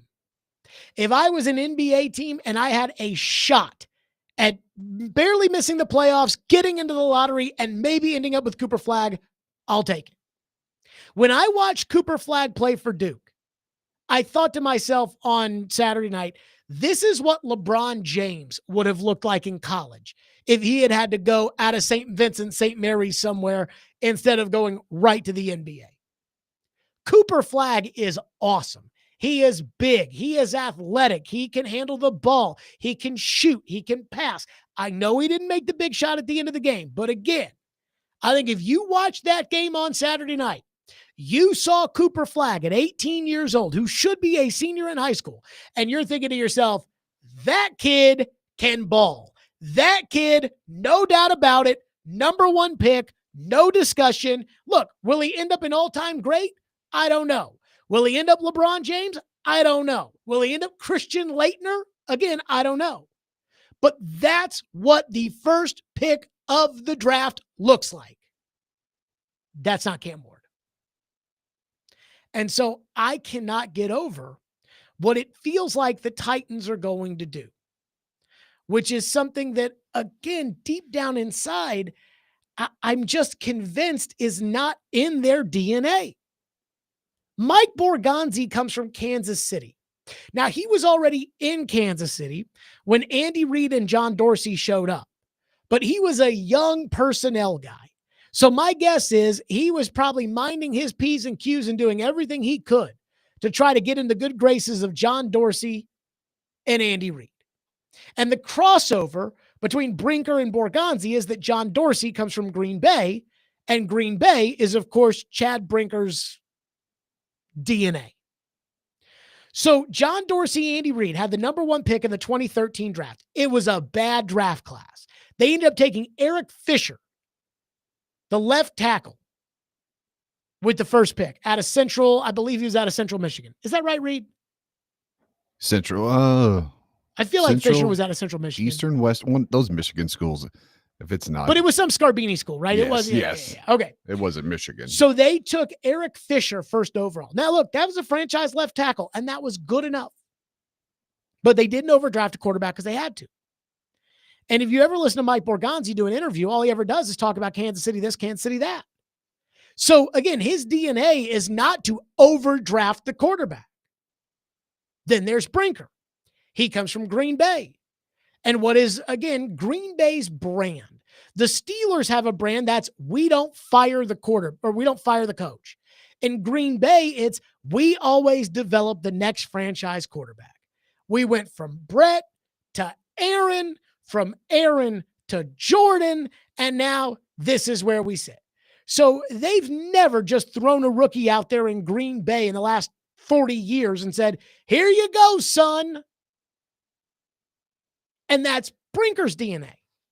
So if Brinker's DNA is what Green Bay does, take a guy late in the first round, sit his tush on the bench, and develop him over time, wouldn't he have been begging the Titans and Rand Carthon and everybody else to bring back Ryan Tannehill last year to keep Will Levis on the bench to develop him over time and then stick him out there when he's quote-unquote ready? Not draft a quarterback number one, overdraft a quarterback, stick him out there and say, we'll figure it out. Again, you can tell me what you want about how Cam Ward operated in the meetings, which after watching Cam Ward's film, I said how he handles himself in the meetings, how he talks about what he needs to get better at, all of those things would be a big deal to me. You can tell me he won you over in the meetings. You can tell me that his pro day was incredible. I watched it. It was fine. But you can't tell me he's Cooper Flagg. I watched Cooper Flagg play one basketball game in the Final Four. And I'm like, holy crap, this guy looks like LeBron James. Like, that's how I felt watching. That is a number one pick. And before you tell me, well, Jared, you can't create the draft. You can't create an Andrew Luck with the first overall pick, even though it would be nice to have. Well, when you draft this kid number one overall, it doesn't matter if it was a good draft or a bad draft. Ask Doug Whaley, the guy who drafted E.J. Manuel in the first round of that terrible 2013 quarterback class. Ask him what happened. These guys get fired. And so, again, I'm not here to tell you don't draft Cam Ward because that's their business, not mine. And I'm not here to tell you that there's not a chance that Cam Ward could become a star. Sure, there's a chance. There's a chance that a guy taken in the 7th round like Brock Purdy can start a Super Bowl. But it's not likely. And there's no way when it comes to the fan base and the expectations, there's no way to take Cam Ward and then tell everybody, guys, limit your expectations because this year he's really as good as Bo Nix. There's no way to do it. But I'm telling you, when I watch Cooper Flagg play, that is I don't even need to have a discussion. He's the pick. And now Albert Breer is sitting here telling me that, in 3 weeks, Cam Ward has proven his worthiness to the Titans that apparently wasn't on the film. For all you people out there that are like, go watch a film. Well, it wasn't on the film going into this. But apparently, according to Breer, he's proven his worthiness to the Titans. We'll see if it gets him fired. 615-737-1025, which is our phone number, 615-737-1025. So there's a difference between a mock draft of what you think is going to happen and a mock draft of what you would do if you were that team. And a dude who I think knows ball, an old school guy, made a pick for the Titans, and it wasn't Cam Ward. We'll get to that next. 615-737-1025. Stillman and Company, 102.5, 106.3 The Game.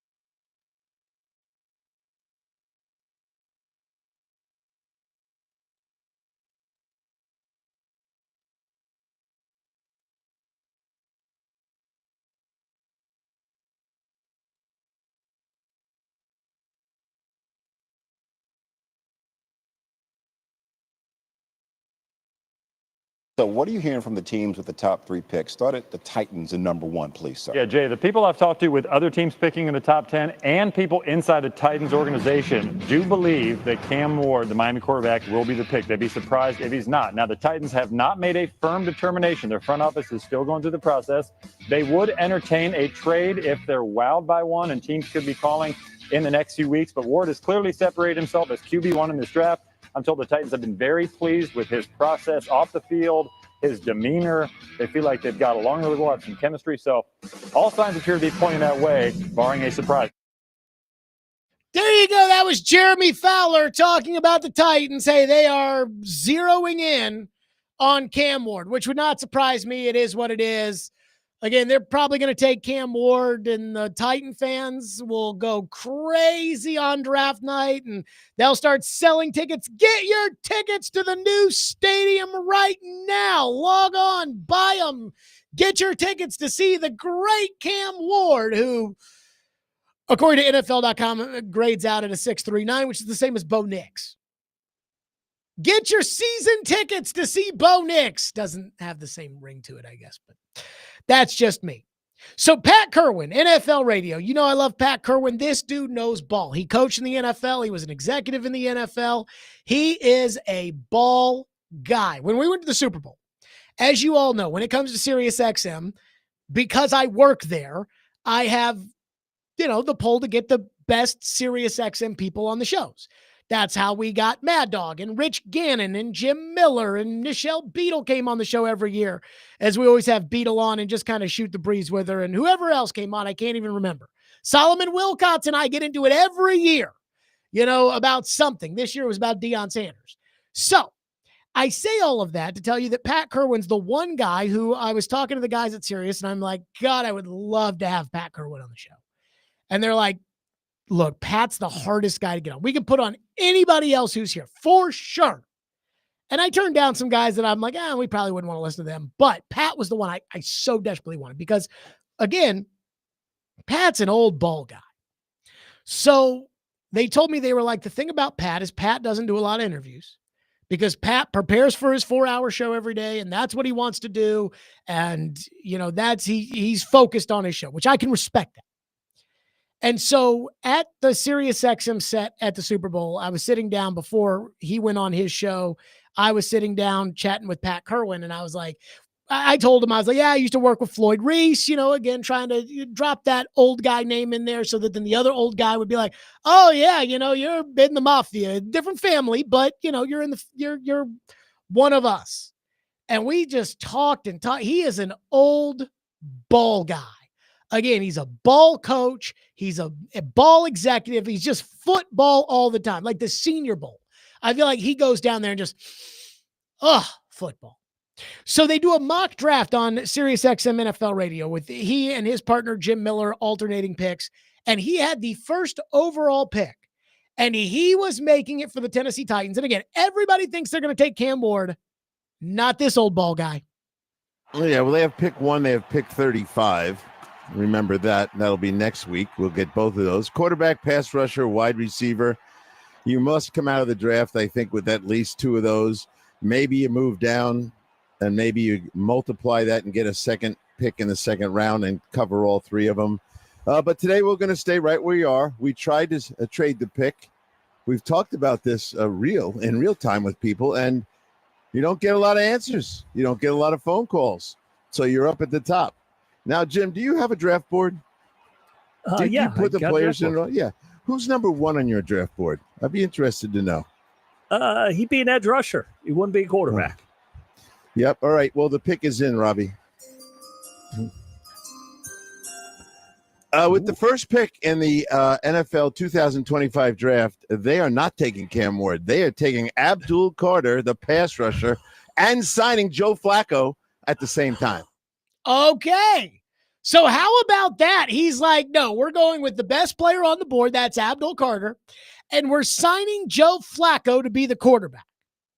Now, I can only imagine if the Titans were to pull that kind of surprise on draft night. And I don't know if there's ever been in the history of the NFL draft that kind of surprise in this era of the draft. There was the surprise in 2006 when the Texans, everybody thought they were going to take Reggie Bush number 1 overall.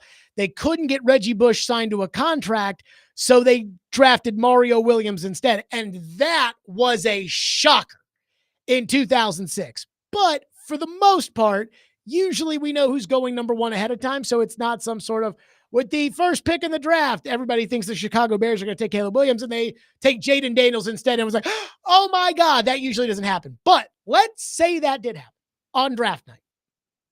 Crazy things have happened on draft night before. Let's say that happens. Titans take Abdul Carter and sign Joe Flacco. Oh my God.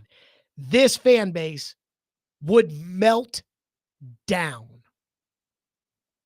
And while I'm against it simply because I don't trust Abdul Carter's foot, guy's already hurt. He's got 2 injuries. He had a surgery at the end of the year on the shoulder. He then goes to the combine. He checks out with a stress reaction. Drew Rosenhaus says, oh, it'll be fine. He'll work out at the pro day. He didn't work out at the pro day. Clearly it's not fine. I've seen this time and time again. Guy comes in injured and he just never gets on track. So I would not be for taking Abdul Carter number 1 overall. But if the Titans did that with Travis Hunter, if the Titans tried to trade, called the Giants, said, do you want the pick? Giants said no. Called to Cleveland, would you want to trade for the pick? Cleveland said no. Called the Jets, called the Raiders, and nobody wants to trade. They're on the clock. And the Titans were to go to the podium and draft Travis Hunter number 1 overall and then turn around and sign Joe Flacco or one of these other guys that are out there, although there's not that many that are out there at this point, but were to sign one of those guys, I wouldn't be against it. Even though I'm not really a Flacco guy, I wouldn't be against it. Because my thing with Cam Ward is I'm not convinced that Cam Ward is a franchise quarterback. And when it comes to the first overall pick in a draft, I do not believe in just taking a shot. I don't mind taking a shot at 13. I'm not taking a shot first overall. And I don't even care if this is a bad draft. I'm not taking a shot. I'm making sure that my fans suffered that horrible season last year to get something in return.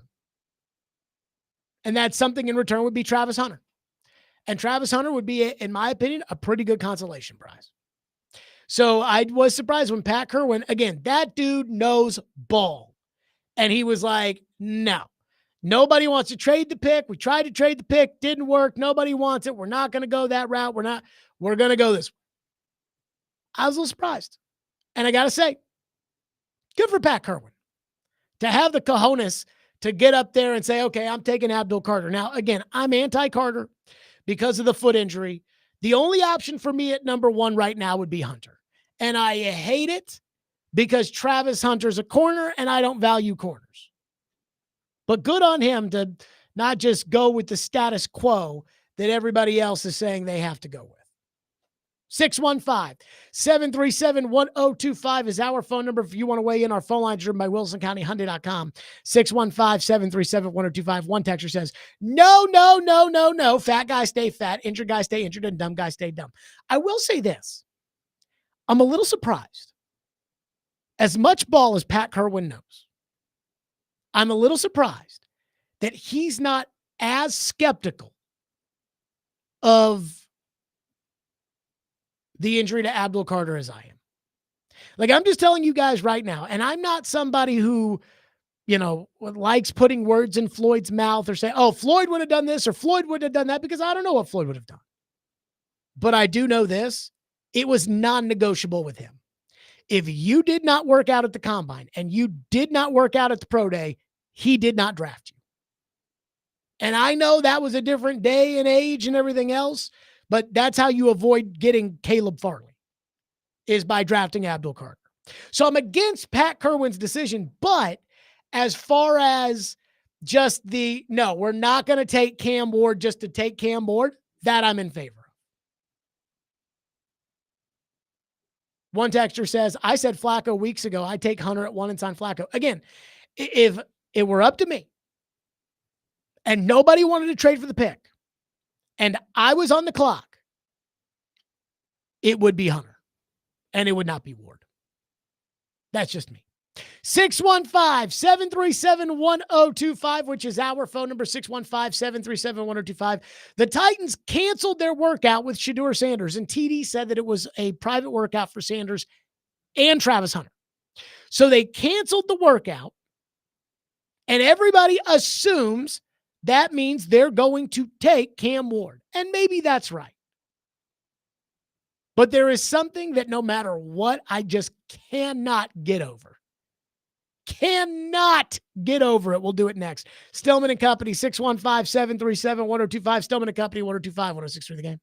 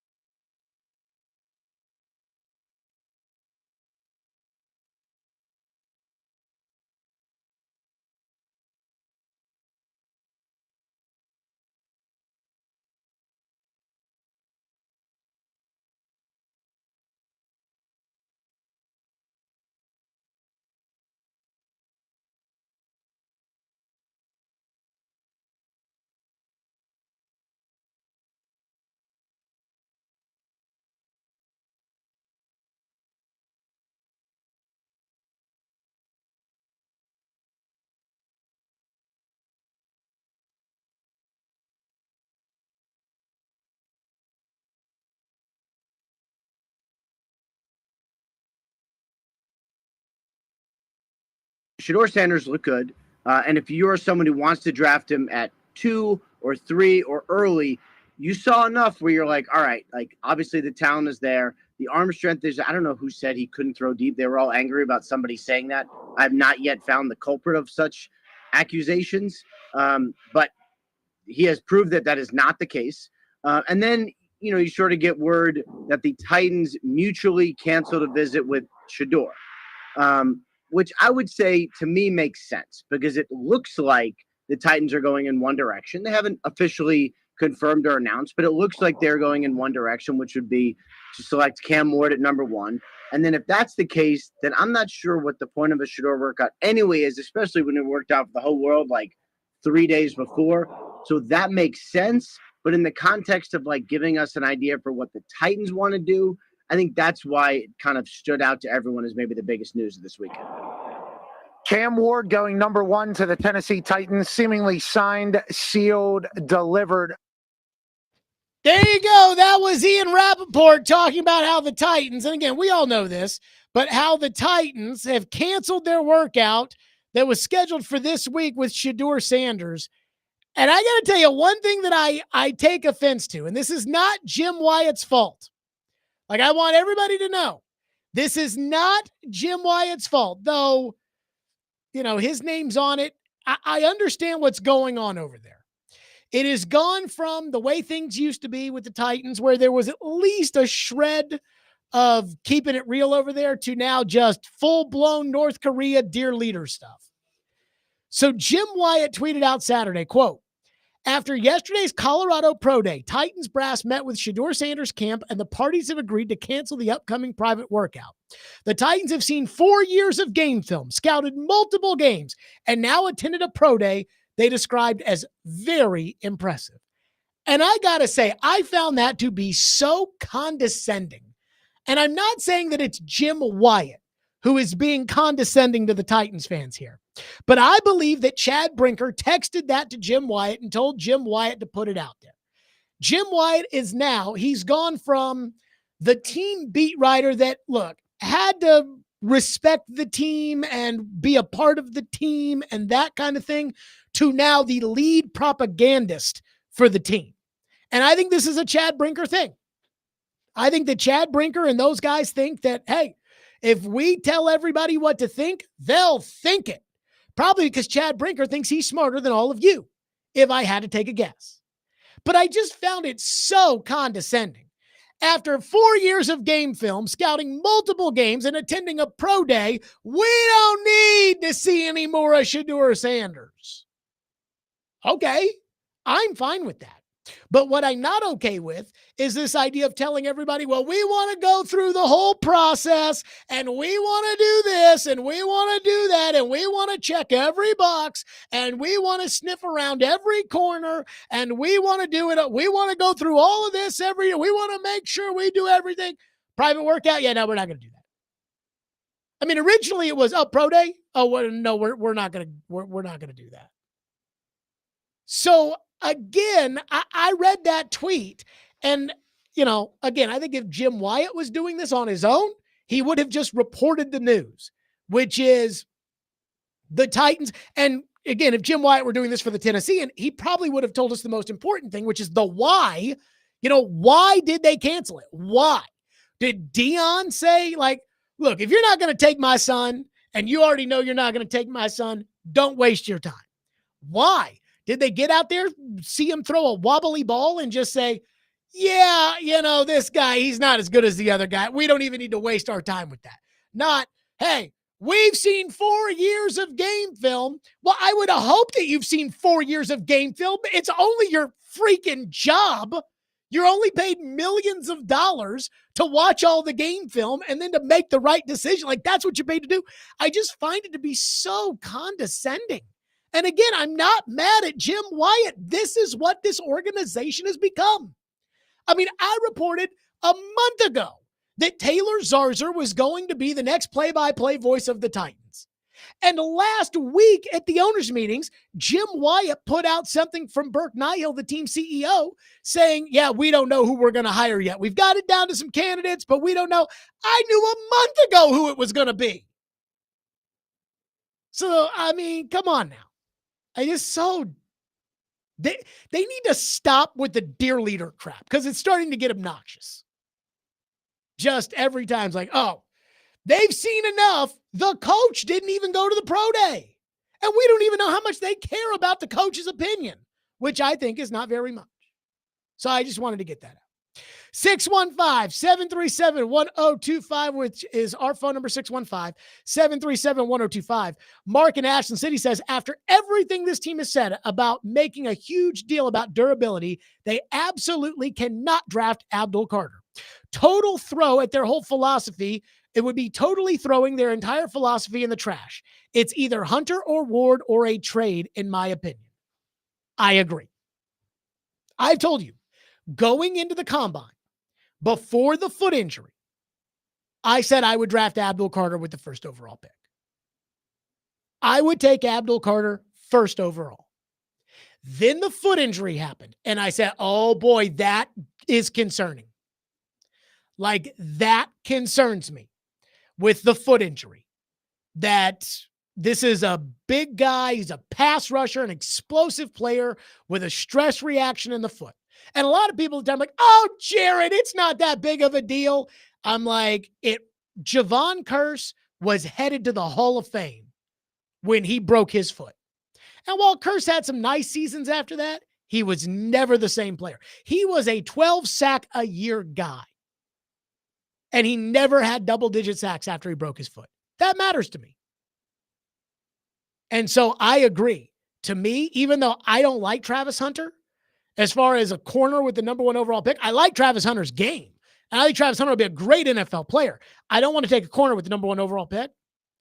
But as far as, hey, I'm not taking an injured guy. If Abdul Carter didn't work out at the pro day and didn't work out well at the pro day, he would have been off the board. Well, he didn't work out at the pro day. So to me, he's off the board. And I would agree. It's either Ward or Hunter with the first overall pick. And let me just say this, and I may go deeper in this at some point, either today or later in the week. Personally, I'd play Travis Hunter on both sides of the ball. Like, I wouldn't screw around with, he's got to start off at 1, and then if we play him at corner, we can work him in a little bit at receiver. Nope. I'd say you're going to play wide receiver, and you're going to play corner. But, Jared, how do we do that with practice time in the NFL? We'll change how we practice. Travis Hunter is that good. I want him on the field. With 2 minutes to go in the ball game and the game on the line, I want him on the field. If that means that we're driving down to win the game, I want him on the field. If that means that the other team is driving and I'm putting him on one of their receivers, I want him on the field. And I would be willing to load manage Travis Hunter throughout the course of the year. If people were to say, well, it's 17 games, and in college it's not 17 games, fine. Then Travis Hunter will take a game off. At some point this season, if I'm the GM, if I'm the coach, at some point, we will hold Travis Hunter out of a game. Because I think it is more important for him to play 16 games of both sides of the ball than it would be for him to play 17 games with one side of the ball. And then on top of it, when it comes to Hunter, the other thing I would do is, if this game is remotely a blowout, he's out. He's out. We're not going to waste snaps on him playing meaningless time. But that's just me. That's what I would do. We'd figure out a way to practice. One texter says, Jared, I'm not a big fan of the Cam Ward pick, but my question is, what do they see in him that would make him the number 1 overall pick? They see in him that most people do not. Obviously, there's something about him that could be a superstar. What do you think that is? So here's what Cam Ward has. Cam Ward is not a super special player in really anything that he does. He is not big. Does not have an unbelievable arm. He's got a good arm, but he doesn't have an unbelievable arm. He's not unbelievably accurate, but he's also not Ryan Leaf. Like, he's accurate. The one thing he does well is he can throw the ball on the run, which means, he's being chased. He throws off his back foot, cross the field 20 yards, and can put it where it's got to be. It's a special talent. But is that worth the number 1 overall pick? Well, if he can do it consistently in the NFL the way he did in college, yes. But that's a big if. I would argue a very big if. Justin says to make the move to take Travis Hunter and pass on Cam Ward, the Titans would have to have some moxie in the front office, and the ones in there right now don't project that kind of confidence. See, I disagree, because if they had come out after the combine and told everybody, yeah, they're probably not going to go quarterback, if they had done that, then I think that people would say, yeah, these quarterbacks aren't good enough. It makes sense that they're not going quarterback. But now everybody thinks Cam Ward's something he's not, because the Titans have indicated to everybody that they're going to take Cam Ward, and that may just be a tactic to try to get the Giants to move up and trade for him. Maybe it works. That's why I will not say today that the Titans have overplayed their hand, because we don't know how this is going to end. If the Giants call up the day of the draft and say, fine, we'll give you 2 number 1s and 34, let's make the trade, then they didn't overplay their hand. So we don't know if they've overplayed it or if they haven't yet. 615-737-1025 is our phone number on the program. 615-737-1025. If you want to weigh in, we will get to your phones. Plus, I've got a controversial basketball take that I am telling you I do not think is controversial or should be considered controversial at all. But some people are going to hate this, and so we'll get to that next. This week's Nationals Best Deal is from 12 Stones Crossing Golf Club in Goodlettsville.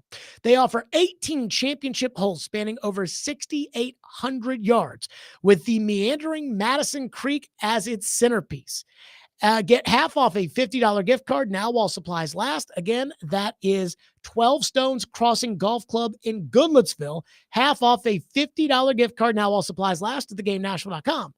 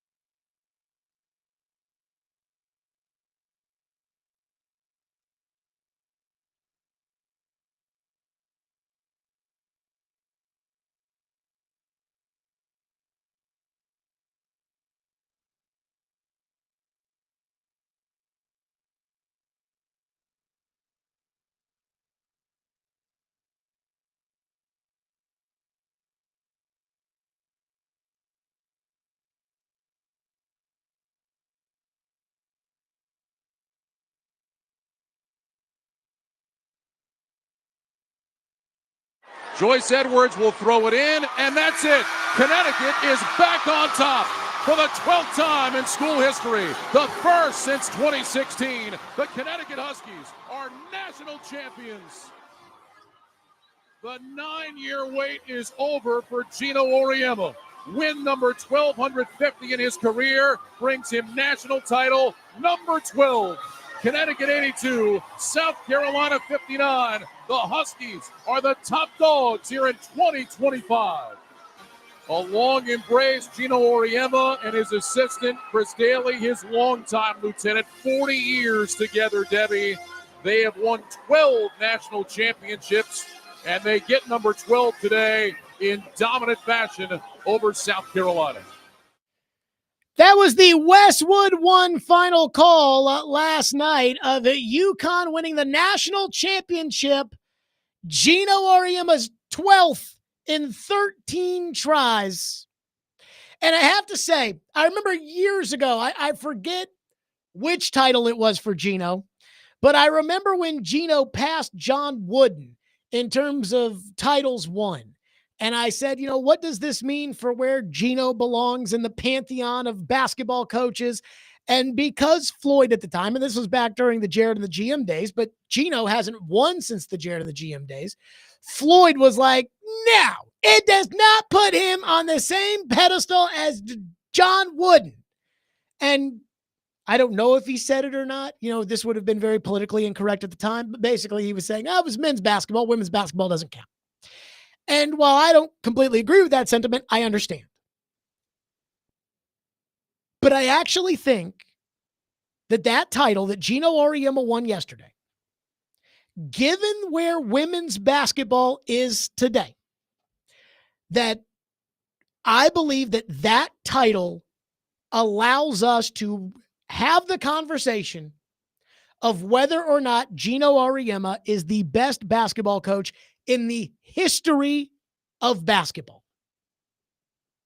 Red Auerbach, John Wooden, Bobby Knight, Coach K, Phil Jackson, Gino. And I'm going to tell you why. Because when Gino got to UConn, this is not like Gino Auriemma took over some unbelievable basketball hotspot in some recruiting area of the country that nobody can match. It's Storrs, Connecticut. Most of you have not been to Storrs, Connecticut. I have. Let me tell you, Storrs, Connecticut sucks. And yet Gino every year recruits some of the best players. And Gino went into women's basketball when Pat Summitt was the queen of the sport and went toe for toe with her. And it was a very juicy rivalry. Well, then Pat Summitt moves on and passes away, and now the game's and Gino racked up. Once Pat lost her fastball, which was Candace Parker's last year, Gino owned women's basketball. Trust me, I know, I was there. And so Gino wins all those titles at Connecticut, but even I had to kind of shrug and say, well, he had these superstar teams, and in women's basketball, he was winning these games like 95-13. If you didn't see the games yourself, you'd have to wonder, like, did these women that they were playing have arms? Like, what's going on here? So Gino owned the sport. But the sport of women's basketball today is nothing like the sport of women's basketball 5 years ago, 10 years ago. NIL, transfer portal, just like the other sports, it's changed the game. Also, Gino in Connecticut had the misfortune of being kind of miscast in that American Athletic Conference, and then they go to the Big East, but the Big East for women's basketball is not a good conference. That's why they were a 2 seed. And yet, now that more schools care about women's basketball, and these schools have the money when it comes to women's basketball. Dawn Staley is making a ton of money at South Carolina. She doesn't want for anything. Kim Mulkey at LSU, she doesn't want for anything. All these other coaches, it's a more competitive game. And Gino's still on top. Granted, it's not like it was 15 years ago when Gino won the title every year, but he's still winning national titles. So the game changes. And a lot of these old school coaches, they get out. Tara Vanderveer, Stanford, she's out. Muffet McGraw, Notre Dame, she's out. Obviously, Pat Summitt, she's out. Not Gino. I mean, at some point, you got to look at it and say, hey, Gino has done this in all these different eras of women's basketball. Gino has won titles. Gino has beaten out Pat Summitt. Gino has beaten out Don Staley. Gino has beaten out the best of the best in different eras. He's got the most titles. He's got all these wins. He's got, again, John Wooden, Red Auerbach, Phil Jackson, Bobby Knight, Coach K, Gino. And I think you can pick any one of those guys and make your case for why you think they're the best coach that ever lived. Best basketball coach, period. And if you wanted to make the argument when he passed John Wooden 10 years ago that, well, women's basketball is different, it doesn't count the same, you could. I don't think you can do that now. I don't think you can do that now. Not when the WNBA All-Star Game is approaching the same amount of viewers as the NBA All-Star Game. So congratulations to Gino in Connecticut. And I'll say this. I haven't talked to Gino in a decade, but when I worked in women's basketball, I got to know Gino a little bit. Gino Auriemma is a good dude. And I'm glad when good things happen to good people. So congratulations to Gino. But I absolutely think you can have the discussion today that Gino Auriemma, and I don't think you could have had this discussion last week. You can have it today. I think Gino Auriemma is the best basketball coach that ever lived. 615-737-1025, which is our phone number, 615-737-1025. Something I have been waiting for. And PaulKaharski.com was kind enough to provide it for us. What an actual scout who is unbiased thinks about Cam Ward and the Titans picking him number 1 overall. We'll get to that next. 615-737-1025. Win an exclusive Jason Aldean experience. Text in the keyword Jason, Jason, to 615-737-1025 and receive a link to sign up for a chance to win all-inclusive tickets to the Eurostone Club at Bridgestone Arena to see Jason Aldean. Plus, you also have a chance to win $1,000 cash. Where do I sign up to win the $1,000? That's not bad. Good luck on that. Stillman and Company, 102.5, 106.3 The Game.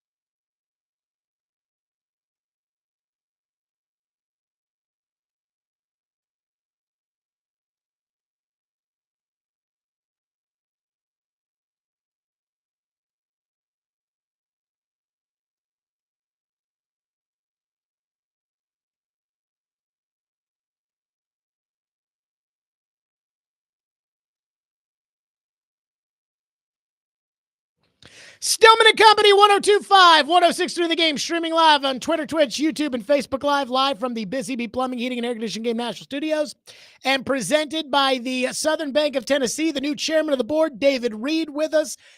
David, how long did you work with Paul for over at 104.5? I have worked around near Paul for almost 20 full years in some capacity or more. Years.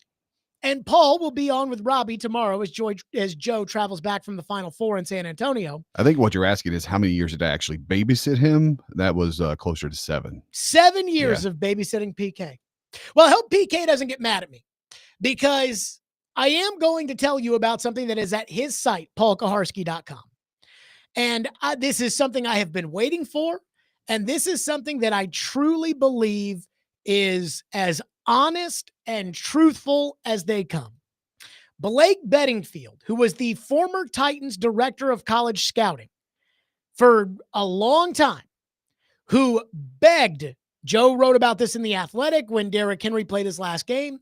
Blake Bedingfield begged then general manager John Robinson and then head coach Mike Mularkey to draft Derrick Henry.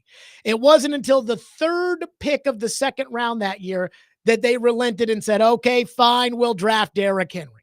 So Blake knows a thing or two. I absolutely love the Blake Bedingfield pieces at paulkaharski.com before games and after games, where I think he, for the most part, fairly assesses the state of the Titans. So this morning, I went to paulkaharski.com, and Paul always says this, and when Paul says it, it seems somewhat self-serving when he's like, this is the best night for Titan coverage, but it really is. The Athletic doesn't have anybody that covers the Titans full-time. The Tennessean does have Nick Suss, and I like Nick Suss, but I wouldn't say it's as in-depth. It's more newsy reporting than it is, just, hey, here's kind of the scoop, etc. when it comes to the Titans. So I am going to give him credit that is true about his site. But the full Cam Ward scouting report from Blake Bedingfield is up at paulkaharski.com. And I read through this with bated breath. So I'm going to give you the conclusion that he has, and there's a whole Megillah that he breaks down, and then I'm going to give you some of my favorite parts of this. So here's the conclusion that Blake Bedingfield, former director of college scouting for the Tennessee Titans, former NFL scout. And again, with Blake, this isn't a former scout or a current scout who's not putting their name on something. He's putting his name on it. When it comes to the Titans, I don't think he has a bias against the Titans, but he certainly, because he lives here and because he worked for the Titans, he has an understanding of the Titans, which most national people don't usually have. So here was the conclusion. Again, this is paulkaharski.com. Quote, starting quarterback in the NFL in year 1 will consistently show arm talent and make flash throws at times, but he can show more accuracy can he show more accuracy and better ball placement? He is an experienced player and has played a lot of football, even though he has some development left. Ward is a more finished product than some of the younger quarterbacks that usually come out into the draft. He will be 23 when his rookie season starts, with 6 years in college. He believes Cam Ward fits most NFL schemes, and he writes, quote, Ward fits the Titans passing attack that Brian Callahan would like to install. He can work all 3 levels of the field with the ability to get the ball out of his hand quickly to the playmakers. The Titans, he writes, still need to work on that group that would be catching Ward's passes. I think we can agree with that. He said the issues will be the expectations based on where he will be selected and the true value of Ward's ability. Ward is a starting NFL quarterback who needs players around him to have ultimate success. Players like Patrick Mahomes, Josh Allen, and Tom Brady, who can carry a team because of their abilities, are rare. Now, those quarterbacks, Mahomes, Allen, Brady, etc., they are what is called a force multiplier. They are a guy who you can put Wes Welker or Kimbrell Tompkins or whomever, and Brady can still win a bunch of games. Now, he can't win the Super Bowl with those guys, but he can win a bunch of games with those guys. He's telling you, Blake Bedingfield, Cam Ward can't. Blake continues with something that I think everybody needs to hear. Most first-round quarterbacks who have busted in the NFL have failed because of organizational failures and not the talent of the quarterback. There must be stability in the organization and, most importantly, the coaching staff. He finishes it up by saying, do the Titans have enough offensive personnel to succeed around Ward? The rebuilt offensive line is a plus over their 2024 unit. Calvin Ridley, Tony Pollard, and Tajay Spears are solid pieces, but the need for playmakers at wide receiver and tight end must be addressed. So what is Blake Bedingfield's report? Again, I believe this is an unbiased scout who is not one of these guys that's going to sit there and tell you what you want to hear, but he's going to tell you what the tape shows. He breaks down the pro day in which he says it was good, but he tells you Cam Ward is a first-round player. Cam Ward is a starting quarterback in the NFL, but he's not willing to go further than that. He's not willing to tell you that Cam Ward is a superstar. When I see Titan fans that say, oh, Cam Ward, he's the next Steve McNair. He's going to be so good. He's not saying that. In fact, what he's saying is that Cam Ward's ceiling, well, I shouldn't say ceiling, but that what is most likely for Cam Ward is what most quarterbacks in the NFL already are, the guys that aren't good enough. The Sam Darnolds that you hate, the Ryan Tannehills, the Andy Daltons. I would argue Dak Prescott is in this class. Trevor Lawrence is a disappointment because he's in this class. But the guys who, if you put a good team around Dak Prescott can win a lot of games. But can Dak beat an elite quarterback on a consistent basis to deliver a Super Bowl? And I think most of us would say no. That's what Blake's telling you right now Cam Ward profiles as. And he's saying the Josh Allens of the world, the Patrick Mahomes of the world, the Tom Brady's of the world, these guys are rare. Don't expect that, hey, just because you draft him number 1 overall, that he's going to become a franchise quarterback. And see, this is what bothers me the most about the way the Titans have gone about doing this. Because I look at the Titans' decision to draft Cam Ward as a choice that they made over signing Sam Darnold. And I know most of you out there are going to say, oh, Jared, Sam Darnold sucks. Sam Darnold, he couldn't this, he couldn't that. Sam Darnold won 14 games last year. 14 as a starting quarterback in the league. You know what he's capable of if you build a team around him. And if you sign him for just money, or if you had signed him for just money, you could draft Travis Hunter. So now you have Travis Hunter and Calvin Ridley.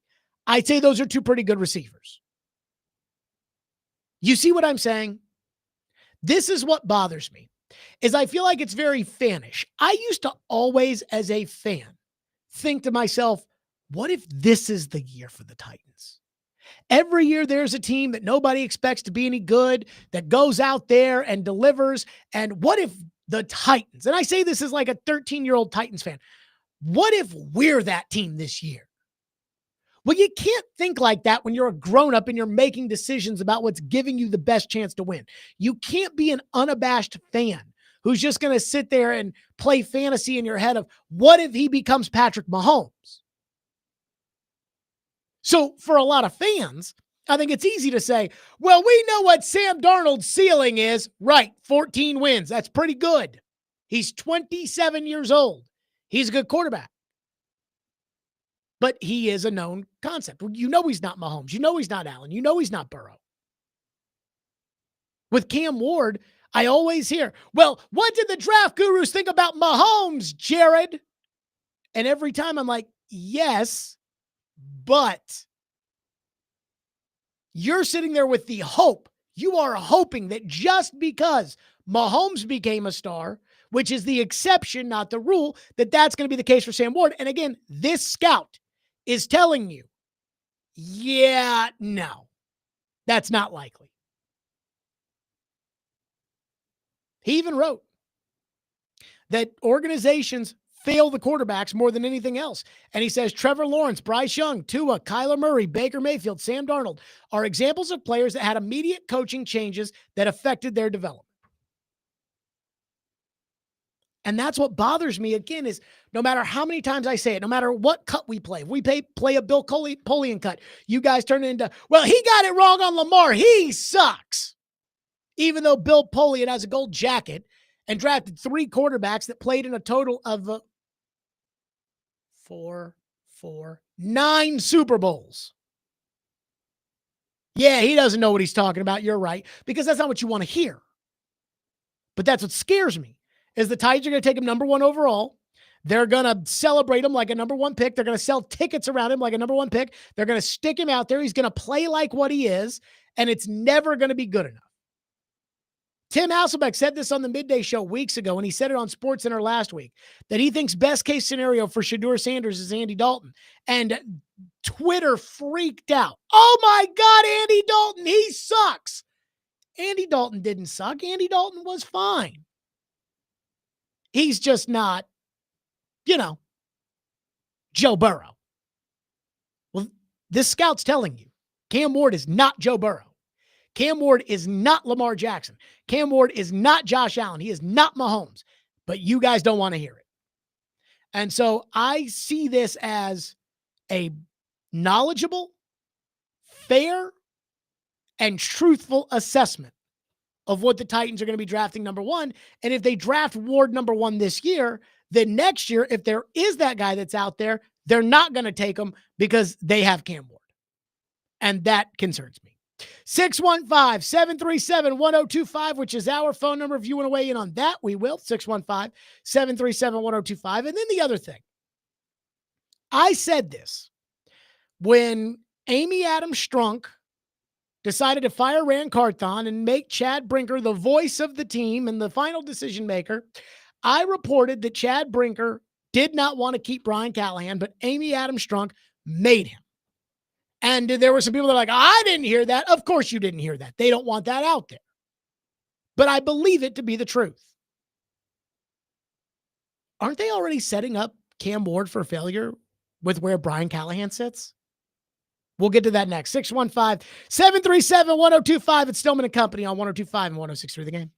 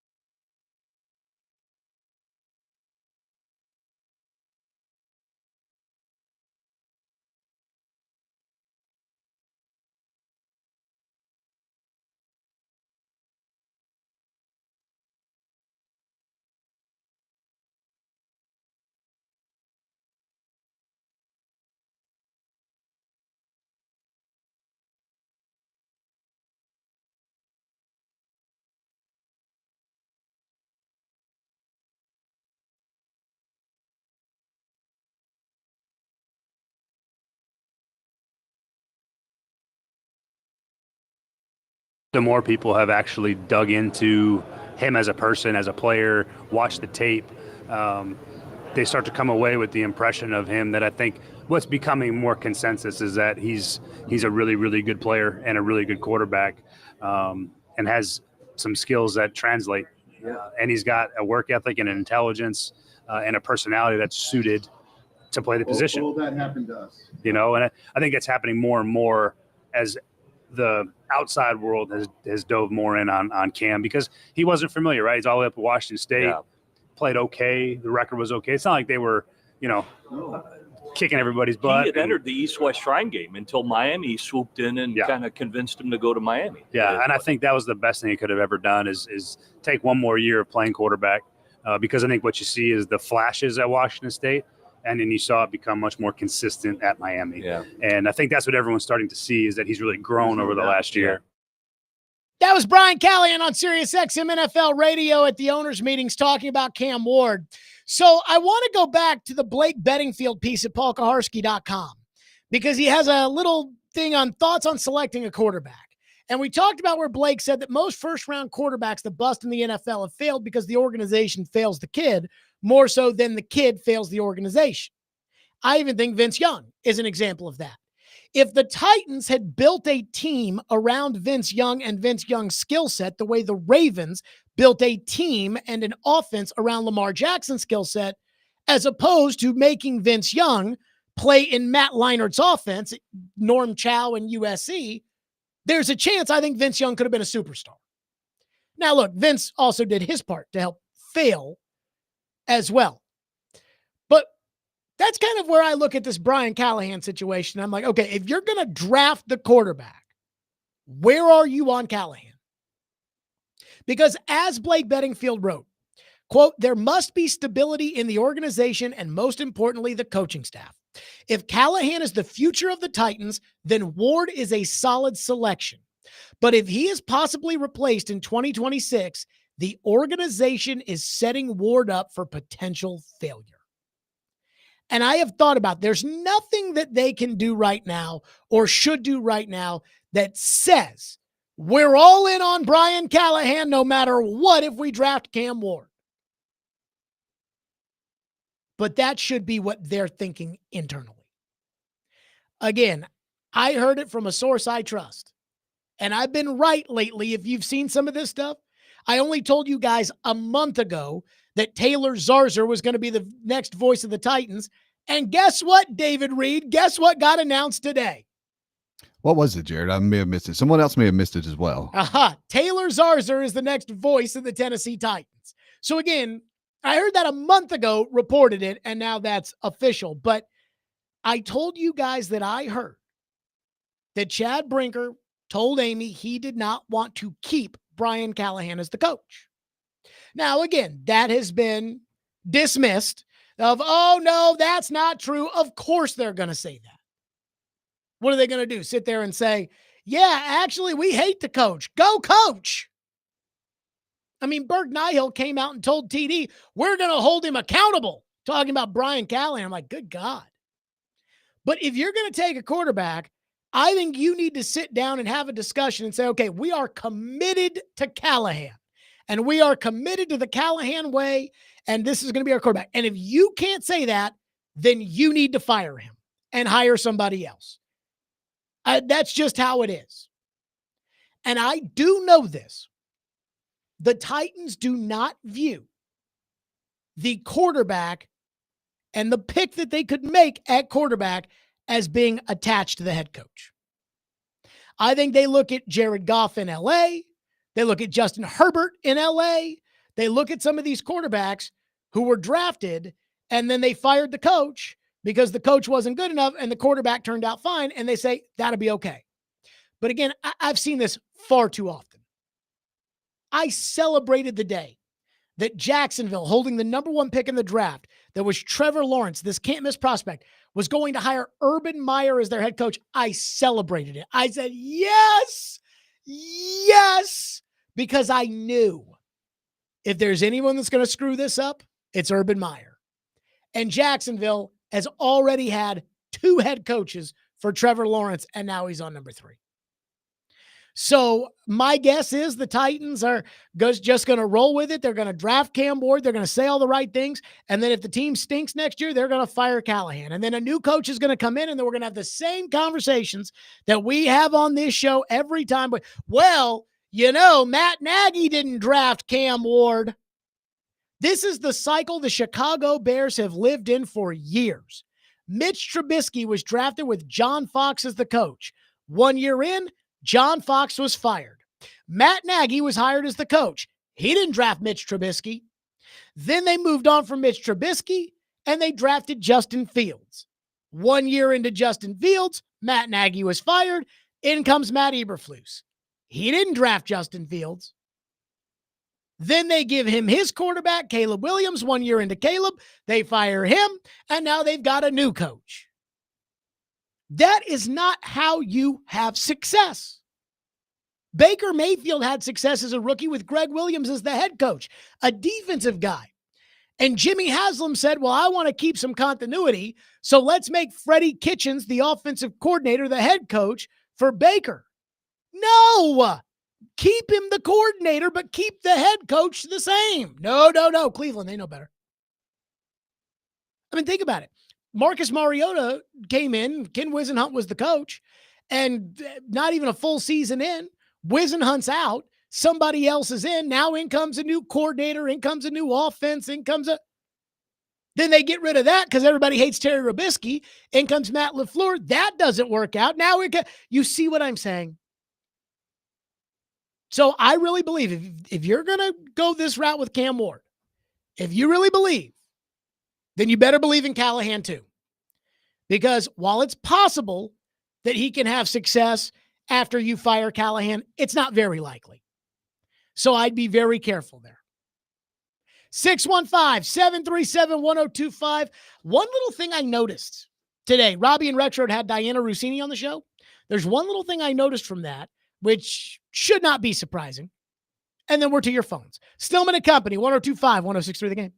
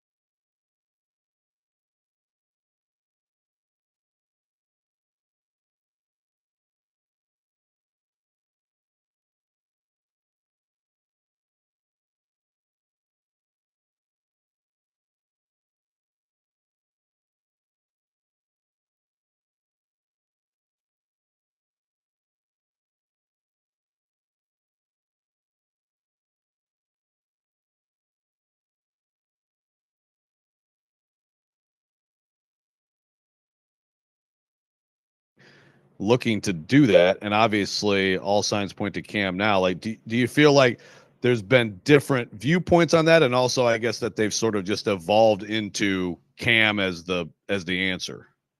Yeah, that's a good read by you, because you're right. At the combine, I definitely left Indianapolis thinking, okay, phone lines are open. Like they're going to talk this out. And I think they're doing this the right way, where they are listening and they have listened to offers. But I think when they're looking at the organization as a whole and what's best for them, they have that strong of a belief in what Cam Ward can do for them. And I think the belief that they also even have in their head coach and Brian Callahan and what he can do in terms of an offense and helping, we'll call it just groom a young quarterback in his system to have success. So yeah, do I think that there was healthy conversation internally? I know that there was about what should they do, what's the best for the future and even the present of the Tennessee Titans. And when you look at the people in charge, you look at their backgrounds, you look at how they do things at the organizations that they were before they were in Tennessee. Collecting picks was the style, was the way to go. So of course it was on the table of, hey, this is what I know. Here's what I know works. But when you've got a quarterback that you believe in, you're gonna pick that over those picks, unless it's something so outrageous, so over the top, which at this point I don't see a team that's willing to give that much to move Tennessee off that. Of course, we've got a little over 2 weeks before this all goes down, but I think everyone feels pretty good that Cam Ward is the guy for Tennessee. There you go. That was Diana Rossini this morning on Robbie and Rex Road. And I was in the car and I heard Robbie say Diana Rossini is going to join us next. And I said, okay, well, hey, I've got to hear what Diana Rossini has to say.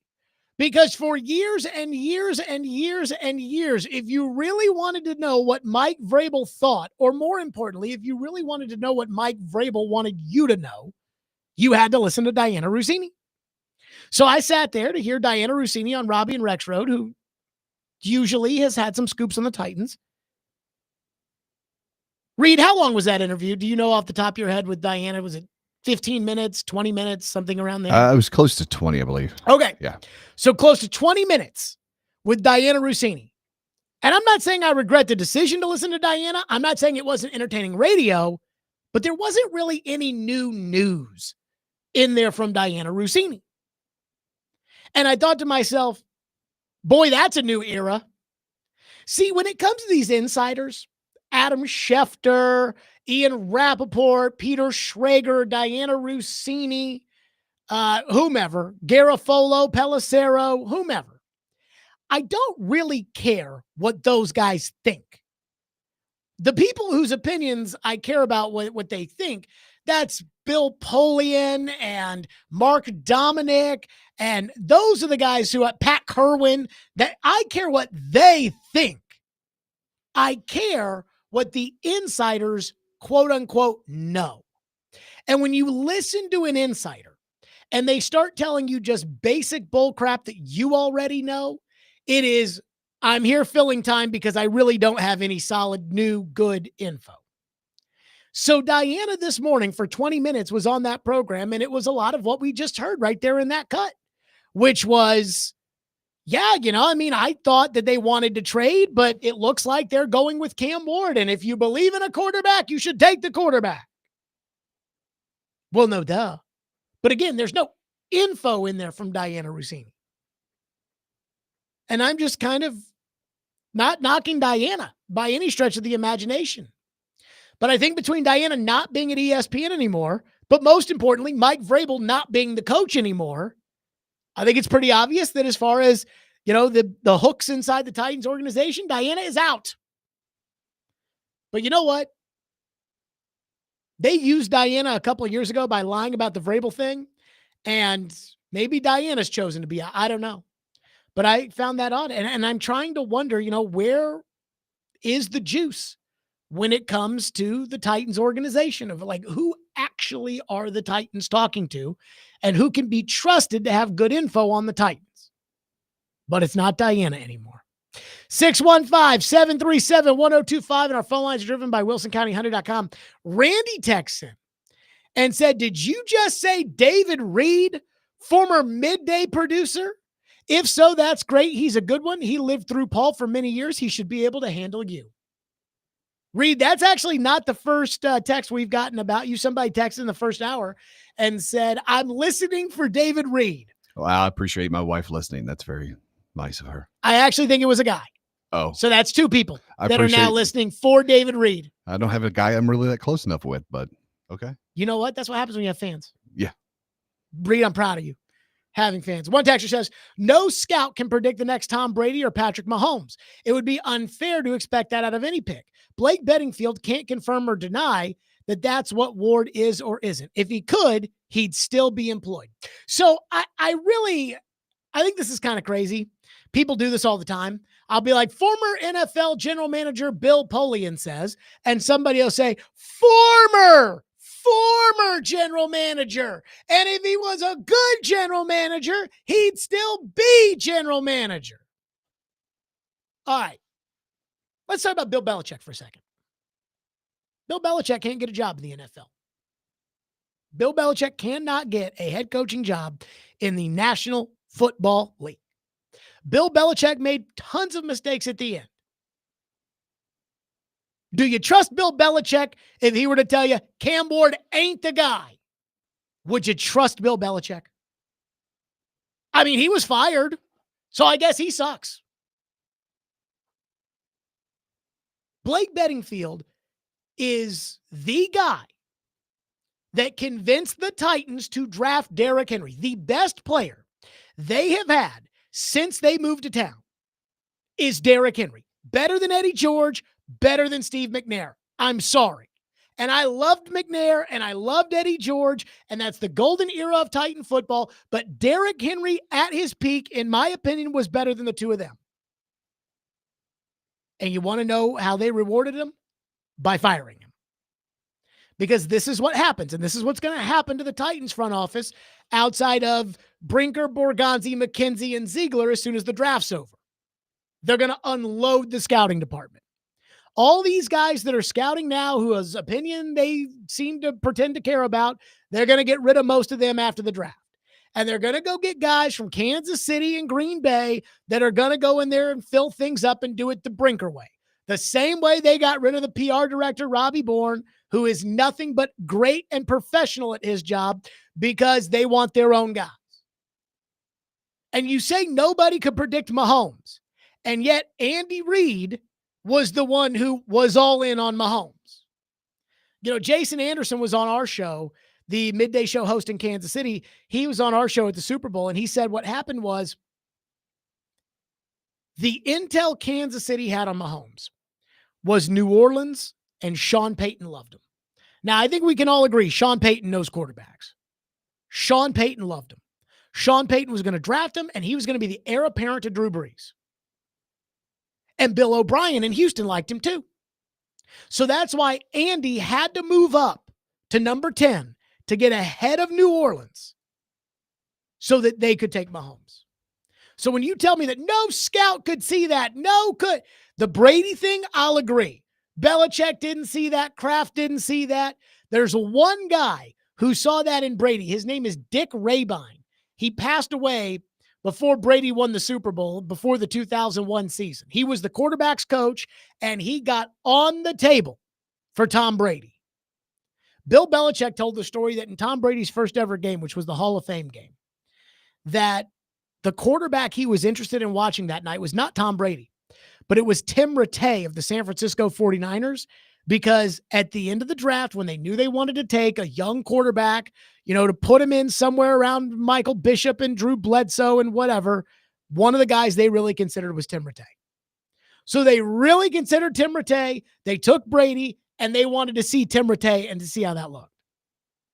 But as far as Mahomes, absolutely a great quarterback guru, Andy Reid, he sniffed it out. Sean Payton sniffed it out. Apparently Bill O'Brien did. Skyler says, I don't know any Titans fans excited about Cam Ward. I don't know who the hell is excited about Cam Ward. It's Travis Hunter or trade down. Ward is the 13th best player and shouldn't be touched with the first overall pick. you need to get onto Titans Twitter, because Titans Twitter has convinced themselves that Cam Ward is the next Steve McNair. I mean, again, we went from the last Justin Graver at Titans Film Room on Twitter. The last video was the perfect prospect with one half Cam Ward's face, the other half Mahomes' face, to Air, H-E-I-R, McNair. And that's the thing. These Titan fans are like, he's the next McNair. It's like, you do realize it took McNair like 5 years, 6 years before McNair became McNair. One texter says, Jared, new take, please.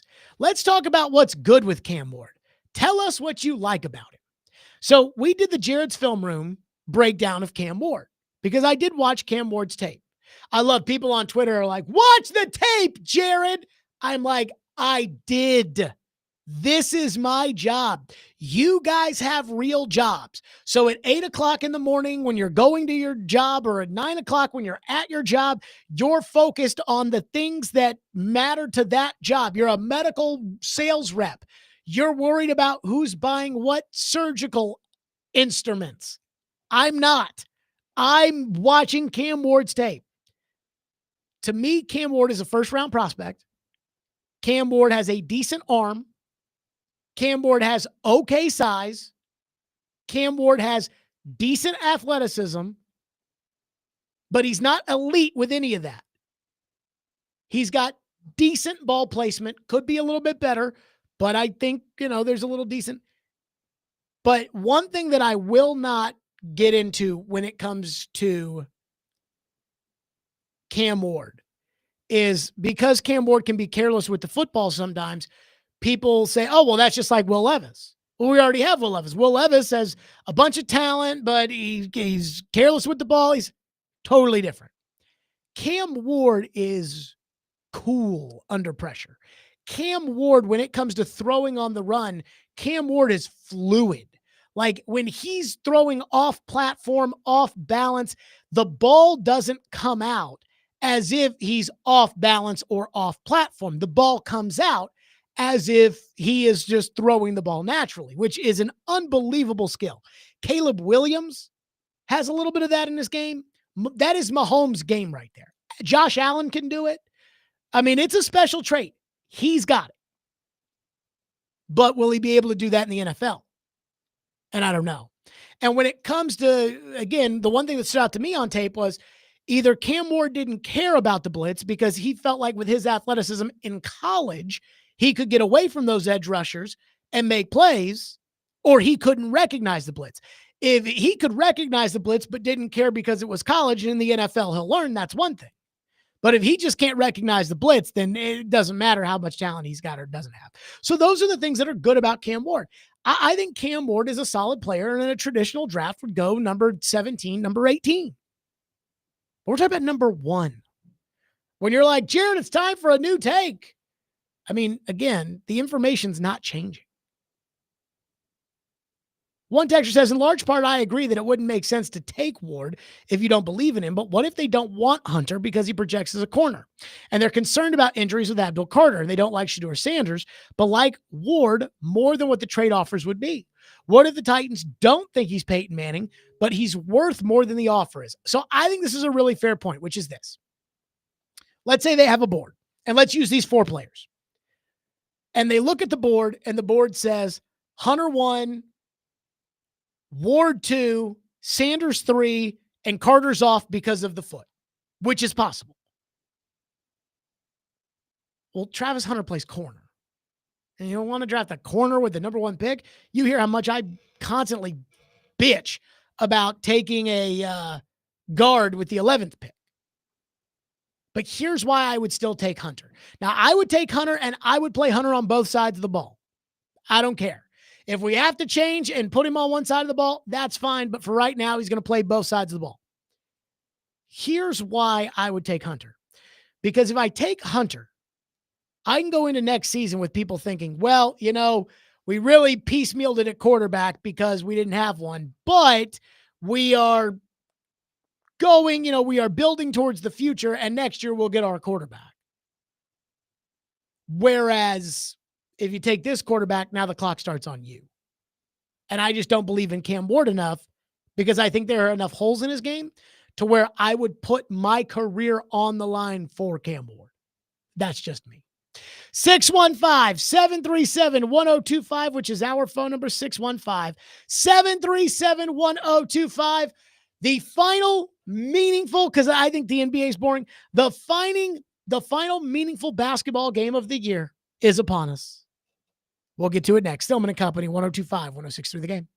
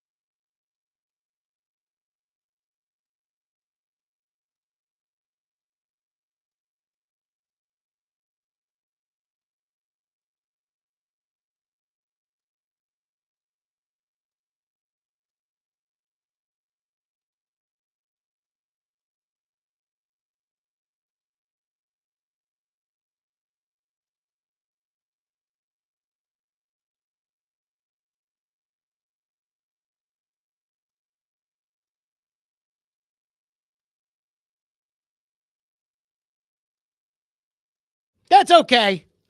That's okay. David Reed, first day on the job. I know you've got it down, Pat. You'll be great.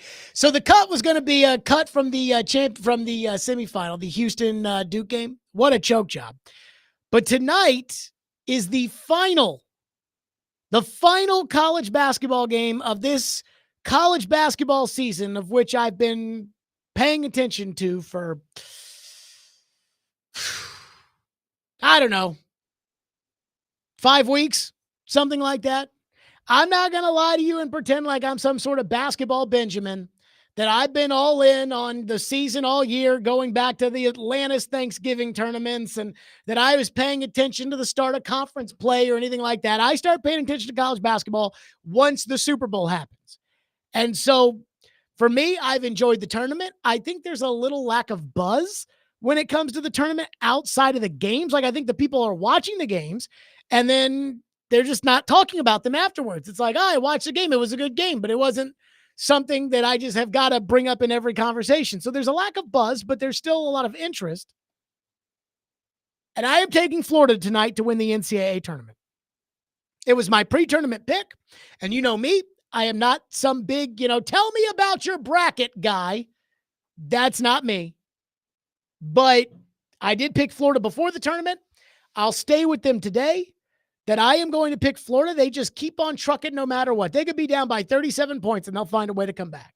And this Walter Clayton Jr. is a bad man. And so I don't want this to sound as if I am being disrespectful to Houston, because Houston is tough.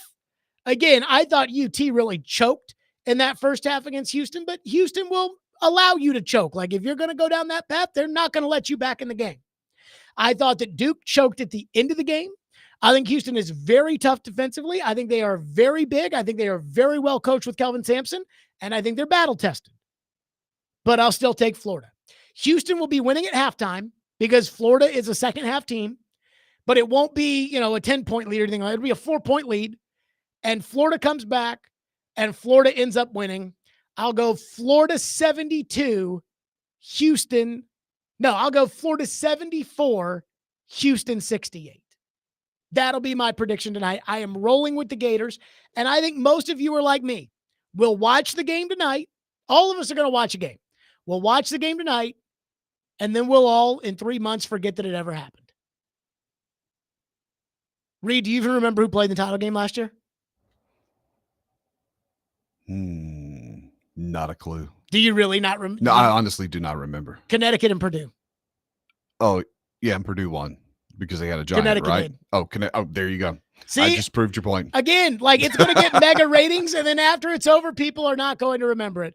Reed, how did you feel about your first day as the executive producer of the Stillman and Company program? I felt really good until just about 3 minutes ago. Did the computer lock up on you? Yeah, it did. Yeah, that'll happen to you. Yeah. David Reed, good stuff. First day in the books as the chairman of the board here on the Stillman and Company program. He will be back with us tomorrow. We will be live at Bridgestone Arena. Barry Trotz will be on the show at 5 o'clock. We'll see you all then. Enjoy the game tonight. Stillman and Company, 102.5, 106.3 The Game.